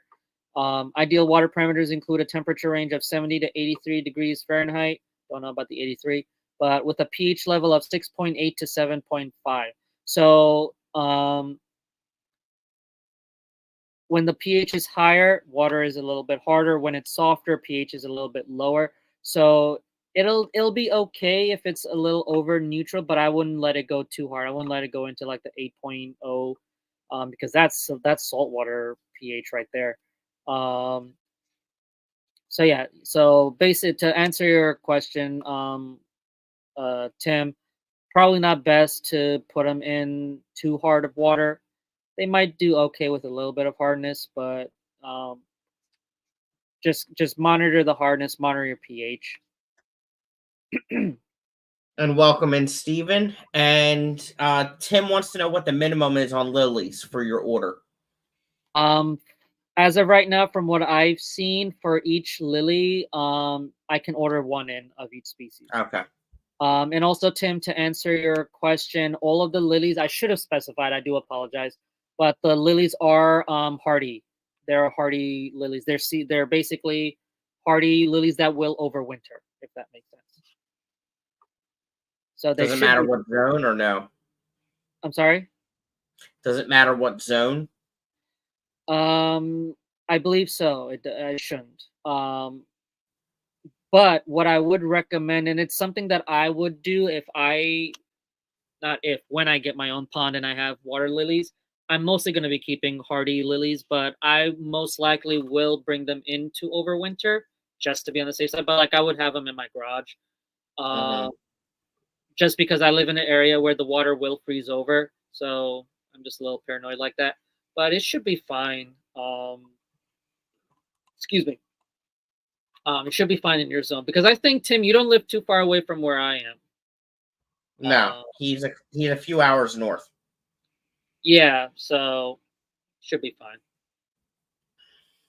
Like I said, they're hard lilies, so they're not your tropical lilies, so they will overwinter. And then what's the last one? Let's see here. Are you referring to the Vesuvius? Really? That's interesting. It could also be, believe it or not, it could also be lighting, because when it comes, if you're not giving the plants an adequate lighting, they will accommodate themselves to be able to get lighting. So like, for example, if you have a plant that's supposed to be compact, but it's not getting enough lighting, it's going to grow, stretch, and be very leggy so that it can get that light. So that's why if you want something that is compact, that might be that little twirly, whatever the case might be, you want to make sure it's getting good enough lighting. Laura says, I don't have any crypts. Well, Laura, there's crypts on that list. And she is a member. And you are a member. She claims she's too busy to come to the meeting, though. Oh, come on, Laura. I'm going to be there. We'll finally get to meet. We'll finally get to meet. And Tim will be there. And Tim will be there. I'll get to meet Tim again. Yeah, because Scotty was going to pick up the plants from me, or I was going to bring them to him at work, or whatever the case might be, and then he was going to bring it there. But I was like, why not I just go there, you know? So I'm going to be there. I requested off work for that reason. Daniel is back. What did I miss? We were just going over the plant list for the ACLC group buy. And I just noticed, Daniel, you placed an order. I do appreciate that. Thank you very much. Once I'm done this live stream, I'll take a look at what you got. It isn't going to be shipped out until Monday. So he might be local pickup. Oh, that's right.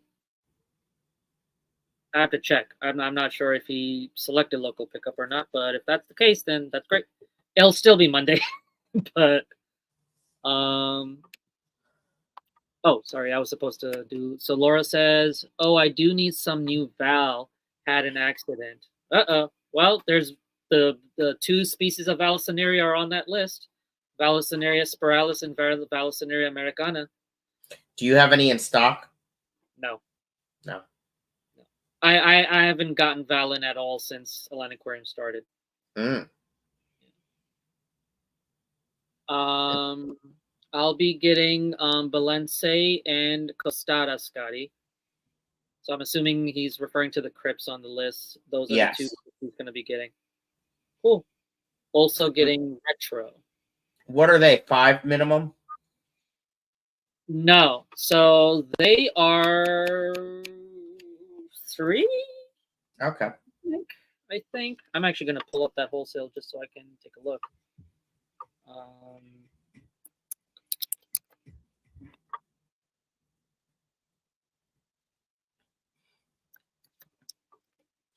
Tim, you can do the order and in the description or in the shipping, put local pickup, and in the notes you can put ACLC. Ooh, excuse me. Is Tim referring to like if he wants to purchase something from the site? Yep. Okay. Yeah. So so that's a good thing because I remember Scotty, you were mentioning it before, about the local pickup option. I think you mentioned it in like the chat or something. So if you like some, and it doesn't have to be plants, by the way. If you're interested in some of the dry goods, you can definitely order it through the website. and then at checkout you're going to select local pickup, and then just make sure in the notes you write down pick up at ACLC. That way I know you're going to be at the ACLC. Did I say ACLA? ACLC. And that way I know you're going to be there, and then I will bring the order to you over there. Please order local pickup if you are going to pick it up. If you are going to purchase, because if you're not going to be there, I will still keep your order. However, I will reach out to you to then have you pay for shipping, because then I'm going to have to ship it to you. So you'll get like an updated invoice or an add-on purchase of the shipping cost. But if you are going to do local pickup, please only do it if you know for fact that you're going to be there. Excuse me.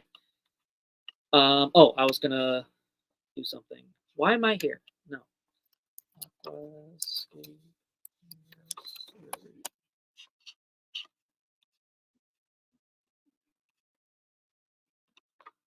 some reason, it's not pulling up on that.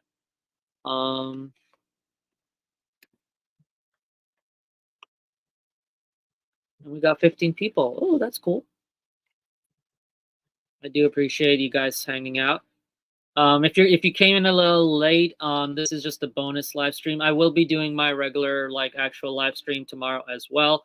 And if you want, we'll be able to go through this list as well. With where I can also show pictures of the plants and whatnot. But I'm not going to go through every plant. Like if there's a particular plant you're interested in, then we can discuss that. But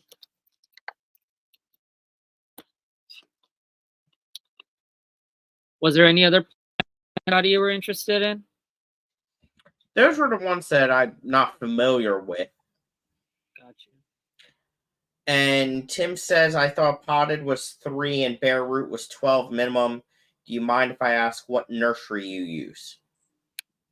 So unfortunately, obviously with Tropica, everybody knows I get the plants from Tropica, but this particular source I would rather not mention. But it is, from what I've understood from talking with people in the industry, it is widely used as a plant wholesaler for a lot of businesses. But the key question is the minimums. Yeah, so I'm actually pulling up my the order thingy. So okay. I can, if you give me just one moment, I should be able to answer that question for you. But it isn't as bad as like the Tropica minimums. Not that the Tropica minimums are any bad whatsoever. It's just, but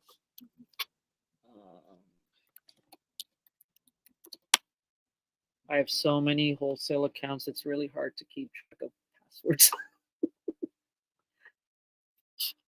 Okay, so if I go to, and hopefully you guys can't see what I'm seeing, which is okay. But anyway, what am I doing?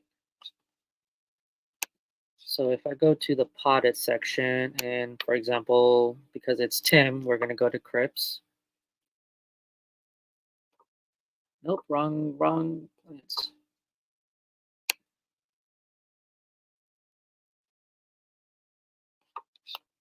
So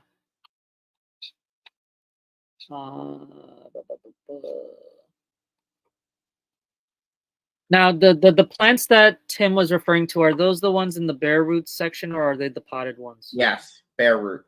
Bare root. Okay, so I'm in the wrong section then.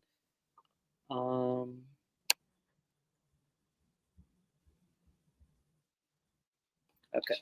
So I think he said Cryptochrony Balense. So yeah. If I go to that one, and I believe it is the medium sized. And then if I do, let's say 3 in the cart, will it let me do it? Oh, shoot. Yeah, so that's good to know. So for the, oh, that's going to make things very difficult. So the bare root plants minimum is 12 per species. So if somebody orders the Cryptocoria balense, and they just order 2, that's fine, but I still have to order 12. So I have to sell those 12 of the remaining 10 somehow. And what about the castata? Which category is that in? Same. Are It's they probably all? it's probably going to be 12 again. Let me see. Go back. And then Crypt Castata.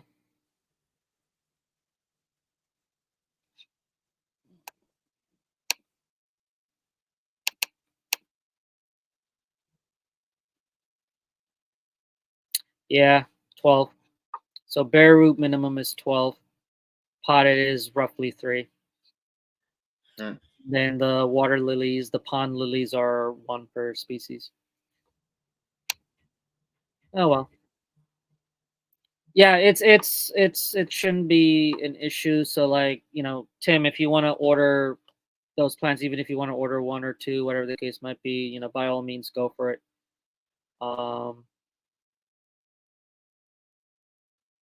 But yeah, because the overall shipment has to be before any like shipping costs, it has to be 100 is the minimum. Mm-hmm. So regardless of how many orders come in, I have to make the box has to be worth $100. Gotcha. For them to ship anything to me. So, but the thing is like, I don't know if I can mention it now or not, but like, if there are plants that are left over, because I'm going to be bringing some plants that are in my personal tanks into the auction. So if there are some plants that still that I still have that weren't really sold, if that makes sense, probably not all of them, but most of them I'll put into the auction. Nice. So basically, so if you're not an ACLC member, you'll still have a chance to kind of buy the plants. They'll still be like the minimum bid will be around the actual price of the plant. Keep that in mind. But if you're not an ACLC member, or you miss the deadline, and you come to the picnic, you'll have a chance to get it. Nice. So if otherwise, they'll also be on the website too. So people and can. Some of the stuff, it's close enough to the clash that you could hold on to it till the clash too. That is true. I hope that is the case, because sometimes plants just decide to be like, you know what, I don't want to live anymore, and kaput. Oh yeah. Yeah. And but thankfully, not all the plants that I've had happen, but unfortunately, there does come a time where like I order like 5 species of a particular plant, and all those 5 specimens die out on me, and I lose, and that's money that's lost. But it comes with that's one of the risks of it, unfortunately. So I mean, by all means. So technically, the pot if you order from the potted category, the potted section, that'll actually do better for me than the bare root one, if I'm being honest. But do not let that deter you from placing an order of, if you like any of the plants that are in that bare root section, by all means go for it. Don't let that be an issue. So well, the other thing is if we share with one another what we're getting, then and we get the same thing, that would help as well. exactly. So you never know, if like there's multiple people placing an order, and a lot of them decided to get one thing in common, which is one plant in common, for example, that definitely helps for sure. So like if that Crypt Balenciaga Balense, I have to order at least 12 of them, right? If I sell 5 of those, like if 5 people order the same plant, or 6, or whatever the case might be, I'll take that. That's great. Yeah. For sure. So yeah. And yeah, Laura, I'm sure. I mean, I'm sure someone will be willing to ship it to you, or um, well, actually, that's a good question. If people are interested, if members are interested and can't make it, can they pay you for the shipping to ship their order to them? Yeah, so I was kind of mentioning it when I was saying, like, if you place an order on the website and for local pickup and you don't show up, um I'm not going to cancel your order or anything. You're just going to have to pay for the shipping if you still really want it. And so that can go for anybody who wants to be a part of that group buy but can't make it. um they'll just have to reach out, and then I can send them an invoice for the shipping, and then Okay. I'll just ship it to them. That's not an issue. Yeah. You It's got just a that, matter Laura? of, yeah, it's just a matter of you placing that order. So like if you haven't even placed that order through the group buy, it might be a little bit more difficult, but as long Right. as you place that order, So you Laura could do the order through us and forget to show up, and we can but ship it. but Scotty, don't encourage her to not show up. You want her to come. She's not coming. I already know it. Oh, Laura. But yeah, so yeah, Laura, if you will still want to order through the group by all means do so, and then either just let Scotty know, he'll definitely let me know, or you can just directly reach out to me, and then especially with what you ordered, and then I can Or, I mean, she can just reach out to you directly and do the whole thing through you. yeah, or she can do that for sure, and I then like that idea I better. can Less just work for make me. a custom invoice for that. Yeah, Laura, just email me. Yeah, just email him. Yeah. And yes, that was my phone. It was your Ring doorbell. It was. Let's see. Oh, chat's jumping. Yeah, I just stopped keeping track of chat. I'm trusting you to keep an eye on chat. Let's see. Dylan and Tess are coming. And yes, it was the Ring camera. Is the group buy option available to those who aren't an ACLC member but watch your channel? If they want to do it directly through Usama, that's fine, but they can't go through ACLC. Yes. So keep in mind, you can buy the plants through me. Um, Now, see, I'm a little bit confused about that. If they go through me, are they like planning to do like local pickup and pick up at the auction? Is this, or excuse me, at the picnic? Is that what's going on here? Or I don't know. Crips speaking in crypt. Crip, stop speaking in Crip. Welcome in, Craig. Because I'm fine if Scotty is okay with that happening. I'm fine with it where you can order. But see, that's the thing, is like only the members have access to that list. So how are non-members going to be able to know what's on that list? I don't know what he's talking about. I Yeah, didn't ask the question. because I'm like, if Tim is asking, they're like, isn't Tim coming to the thing, and isn't he a Yeah. member anyway? So like, Yeah. yeah. So what are you I don't worried know. about?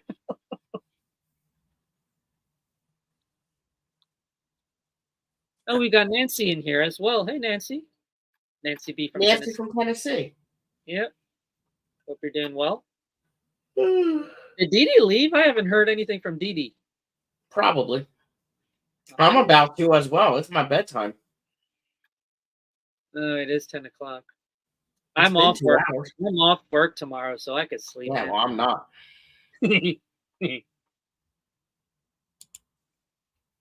I mean, I'm perfectly fine with staying if people want to still stay, and Scotty can go night night. But I enjoy Scotty's company. So Crypt is saying, hang on, I'm pulling the thing out. So Crypt is saying, I didn't know if you'd ship to viewers here if they are not a member of ACLC. You just showed YouTube the list. I'm an ACLC member, though. I mean, you briefly saw it. We didn't go through all of them. So the thing is like, I'm just going through that list just to give you an idea of what is available to the members of ACLC. So if you are, and that's the point, is that one of the benefits of you being a member of ACLC is, one, you get a discount code to my store, and two, you can take advantage of these group buys, and this time the group buy is being done through Atlantic Aquarium. So that's one of the perks of being an ACLC member. So, you know, that's my business supporting Scotty's club, by giving him by giving the members an incentive to become a member, a paying member of the club.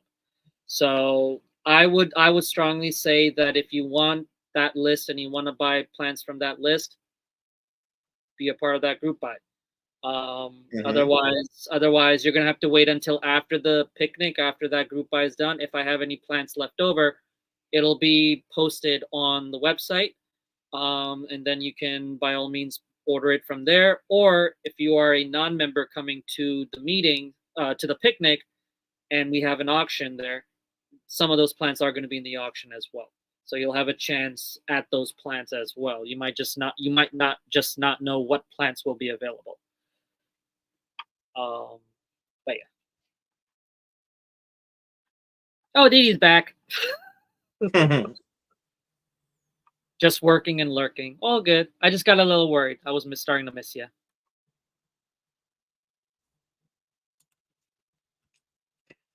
Okay. Nancy says, Crypt, you order the plants and then ship them out to the viewers.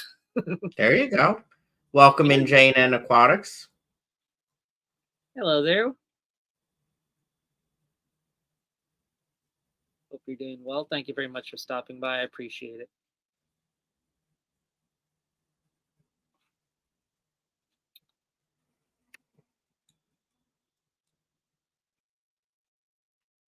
All right. Well, I am going to hop off. Thank you for having me. It was a lot of fun. Thank you for joining me, Scotty. I always appreciate your company. And bye, all the cool peeps. Bye-bye.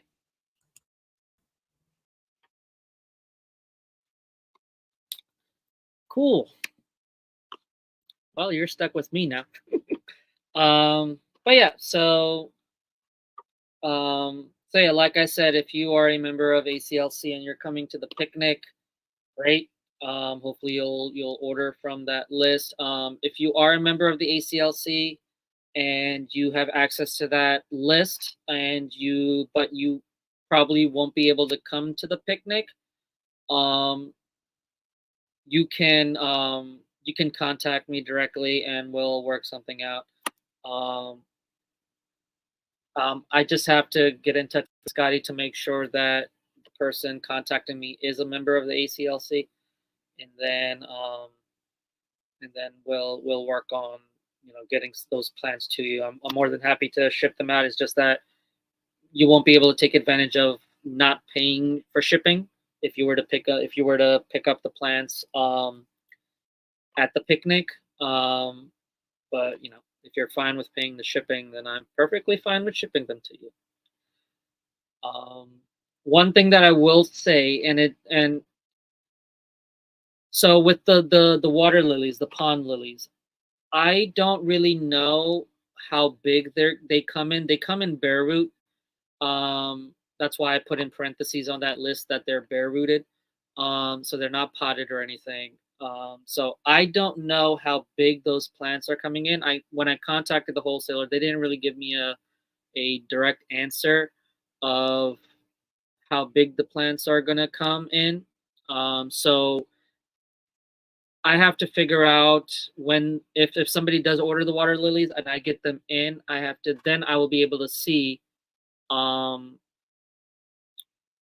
if I'm able to ship them properly or not, if that makes sense. So what I probably would say is for the water lilies, I would not place an order for them unless you're going to pick them up, because then I can see, basically that way I can see how I'm going to ship them. It's not a matter of me not ship. I'm not going to ship them at all. It's just a matter of if I'm able to utilize the packaging that I currently use to ship them, or do I have to update my packaging to accommodate for those water lilies, if that makes sense. So just keep that in mind. I would rather have you order a lily in and pick it up in person than having me ship it to you. But any of the other plants, totally fine. Give me 1 second, guys. I just have to grab my laptop charger because this thing is about to kaput. Stand by.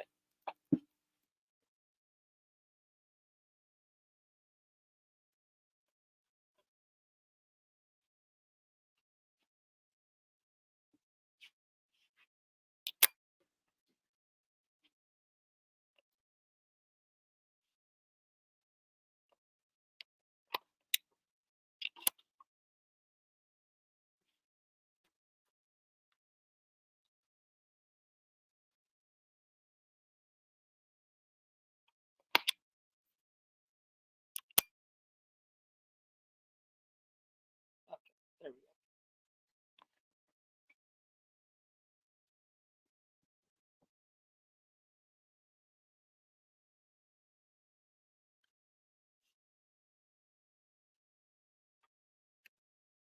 Scotty, what are you doing in chat? I thought you were going to bed. You leave me here alone, yet you're in the chat still.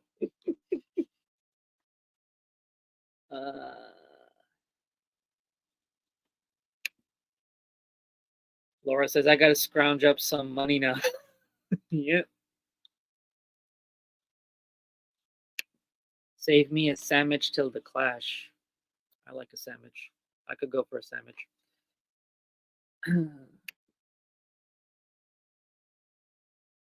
Okay, that's what Scotty's answering to. Welcome back.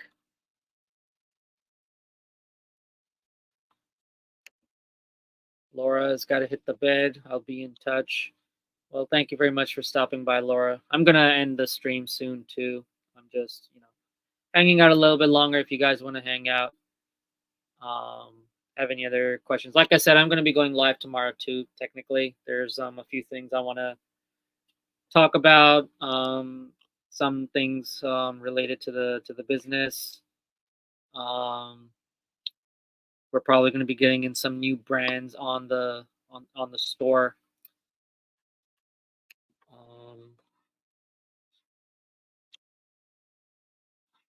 But yeah. Nancy says I ordered a bare root lily. Nice. But yeah, the lilies on that list are all hardy, so I should have specified.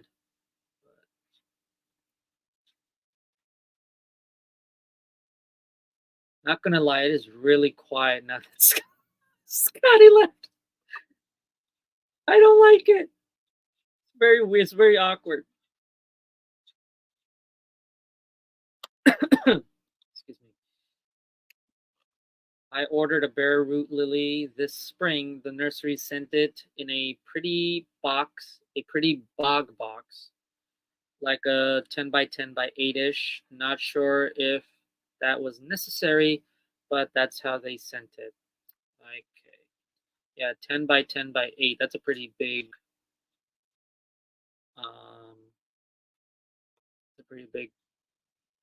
footprint. Yeah, I have to see, because this would be the first time that I'm ordering. If anybody places a order for the water lily, this would be the first time me ordering it in. So I don't know how big they're coming in, or they don't specify on the site, on the website. So I'm hoping that somebody does order it in so I can order it and see how big it is. But picking it up at the picnic.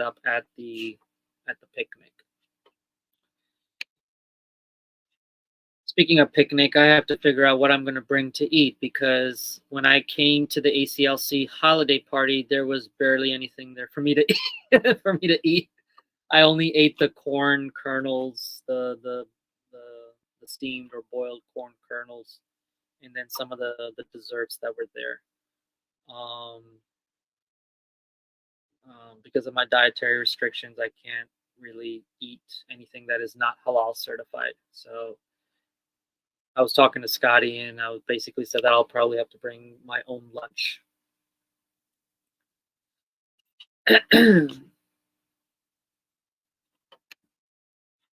Sunday, Sunday, Sunday. That reminds me of that commercial for Hefty. What was it? Hefty paper towels? Hefty, hefty, hefty.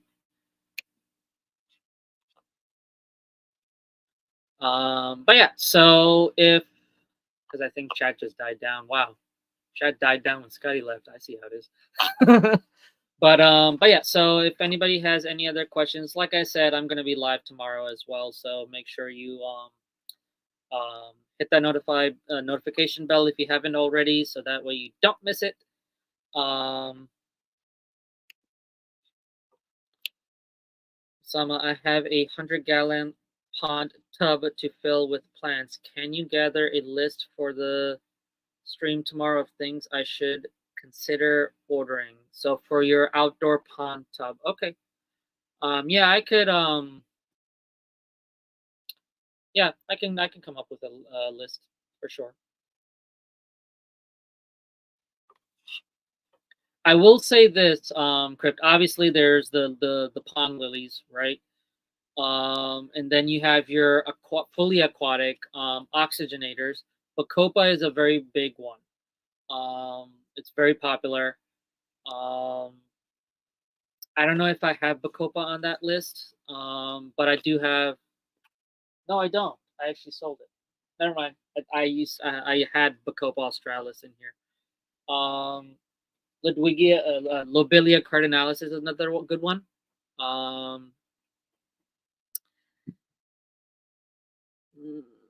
I have seen people keep Ludwigia in ponds before, but unless it gets really good sunlight, it's really not gonna do much.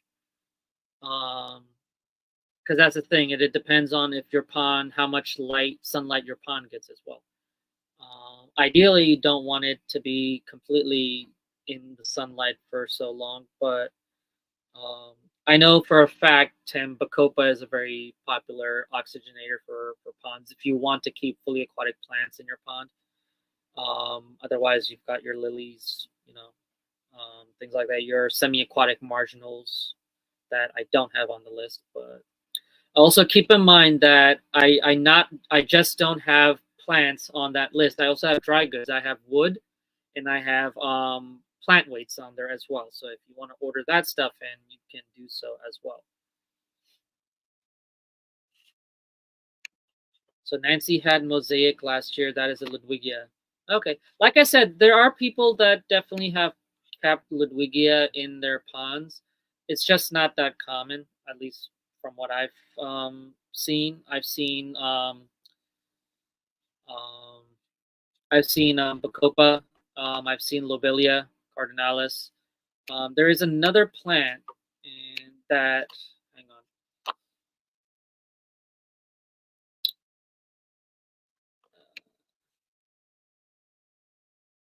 that I think I don't have on the list. Or do I have it on the list? Oh, I do have it on the list. So Tim, I'll make a list, but might as well just talk about it. So Bacopa is definitely one of them. Another one is the Micromeria brownie, the Mint Charlie. And then another one that's on the list, I believe, is the Kabumba caroliniana. That's also a good oxygenator plant. So those are three plants that'll do well. Ludwigia is an okay one as well.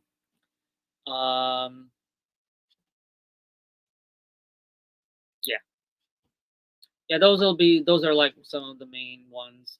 If you want to put Vallisneria in there, you can.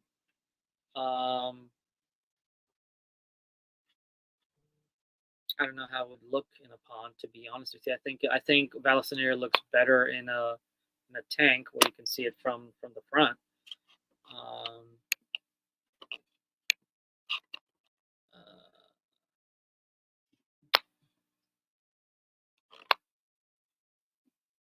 yeah, Tim, get a lily. Ian says, I grew Amazon swords outside in the summer. They sent leaves out of the water. Yeah, I mean, um, a lot of your plants can grow out of the water.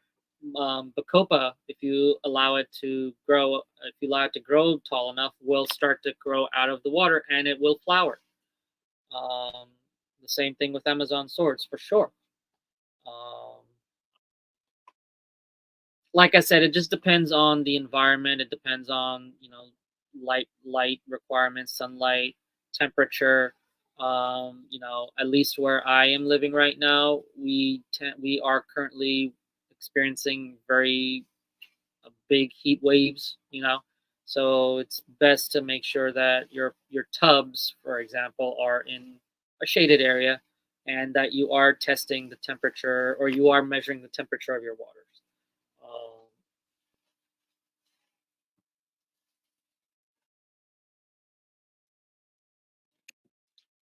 I would think Val would get hair algae all over it once it reached the top in a pond.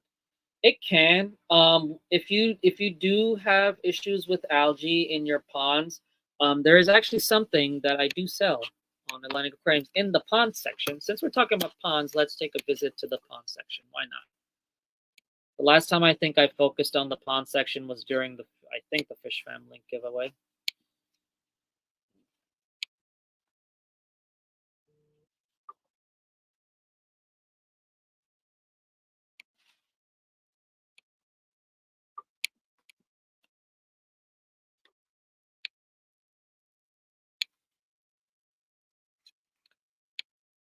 So if I go to store, pond supplies, and then water treatments, where is it? So it's clean for ponds. I think that's the one. All right. So this is clean for ponds from Aquascape, which is my favorite pond manufacturer, to be honest with you. So this comes in a pump bottle, if you will, but it also comes in pouches for if you have the Aquascape dosing system, automatic dosing system. So basically, where is it?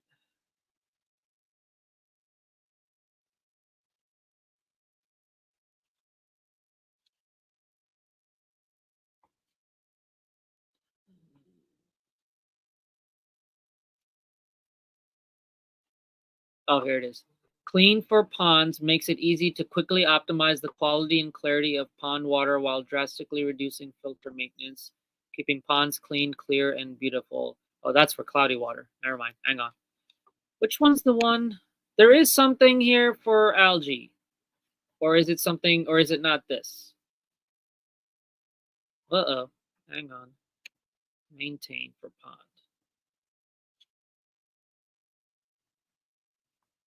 Maintain for ponds is also available in easy. Wait, no, that's not it. I need to revisit the description here because these descriptions make no sense. I don't know what I was doing when I was typing this stuff in. Uh, Maintainer for ponds is a treatment specially formulated to maintain ponds containing fish and plants. The maintain treatment will help to significantly reduce maintenance and fish loss, allowing you to spend more time enjoying your pond and less time maintaining it. I also believe there is a specific treatment for algae as well. That's actually safe for your ecosystem in general. Let me look that up real quick. I might have to go to the Aquascapes website directly. I haven't been maintaining the pond section that much because Nobody's been buying anything. Excuse me. So I just haven't really been focusing on it anyway. But where is it? Water treatment, water treatments. Here it is. And then algae fighting. Here we go.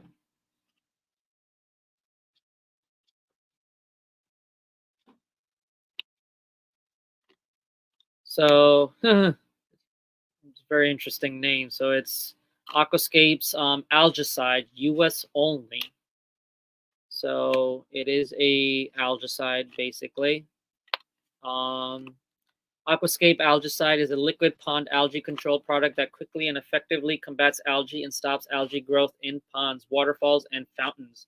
Algicide keeps water clear and greatly reduces pond and fountain maintenance.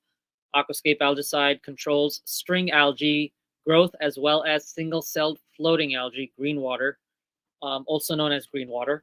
Elimination of algae will allow you to spend more time enjoying your pond and less time maintaining it. A teaspoon will treat 50 gallons, making the addition of treatment quick, easy, and precise. Algicide can be used in ponds with fish and plants. This is available for US only.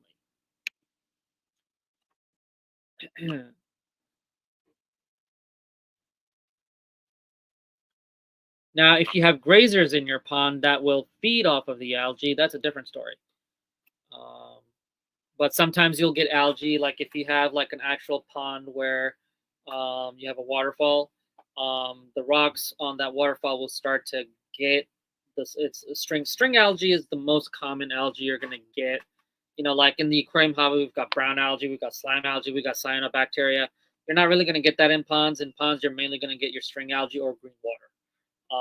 And so um, Aquascape Maintainer, Aquascape Algicide will help with that. Now, keep in mind that also, you know, the amount of algae you get depends on the amount of nutrients in your water and the overall bio health of your pond, if that makes sense.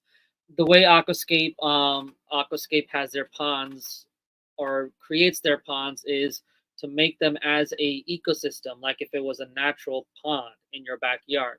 So it's supposed to maintain itself with a complete biological cycle, if that makes sense. And so, but from time to time, because remember, it is a man-made thing with a filtration system in it. So, you know, there may be times where you will get string algae or whatever the case might be, and there are ways for you to definitely combat it. One thing would be, you know, if you're going to build your pond and it's going to be in the sun all day, you're going to get algae. Um, if there's a lot of organic matter falling into the pond and you don't try to clear it out, and it decomposes in your water in the pond, it's going to create nutrients. It's going to allow algae. And so that's where a lot of your lilies and semi-aquatic plants and your oxygenators or fully aquatic plants for ponds come into play, where they take up all those nutrients so the algae doesn't take a hold of it. So, you know, you're trying to create a natural ecosystem. That's the goal. Which is why I no longer like the preformed pond liners and pond tubs or things like that. Now that's why I like Aquascape, because their ponds are more based off of a natural ecosystem.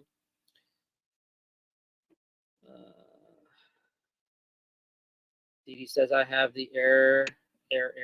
First of all, it's Steven. Hi, Steven. Hope you're doing well and happy anniversary. I don't remember when your anniversary is actually, but I do know your anniversary is coming up. So happy anniversary to you and Jenna. Give Jenna my warm regards, please. 4 a.m. and 3 coffee cups kind of describe. Right? And that's probably the case. I keep in mind, like if I'm not falling asleep at night, like I'll stay up late trying to work on this website, man. And then sometimes I don't know what it is. Sometimes when I go back and read a description, I'm like, what was I on when I was writing?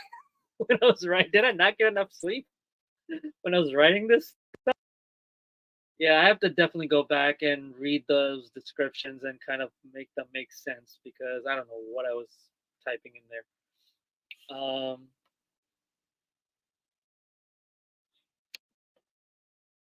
Then let me send you some hair algae. Maybe mine is different than yours. Ooh, let's not do that.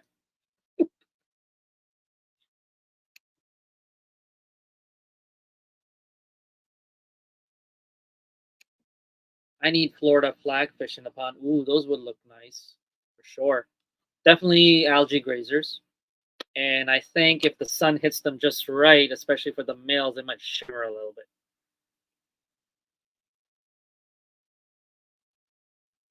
Ian says, can't be free mops. True, string algae can be mops for your egg scatterers, but they just don't look that good.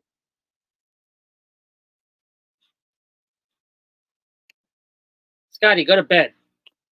You left me and to go to bed. Go to bed. I don't know what is in my pond. All I can see is duckweed. Should not have a lot of duckweed in there.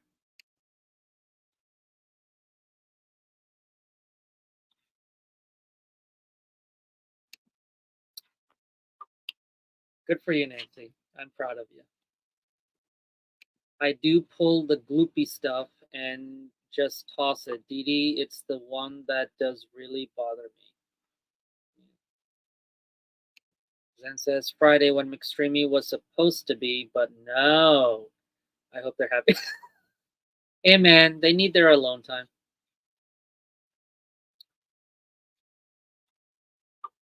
No. Anniversaries are important.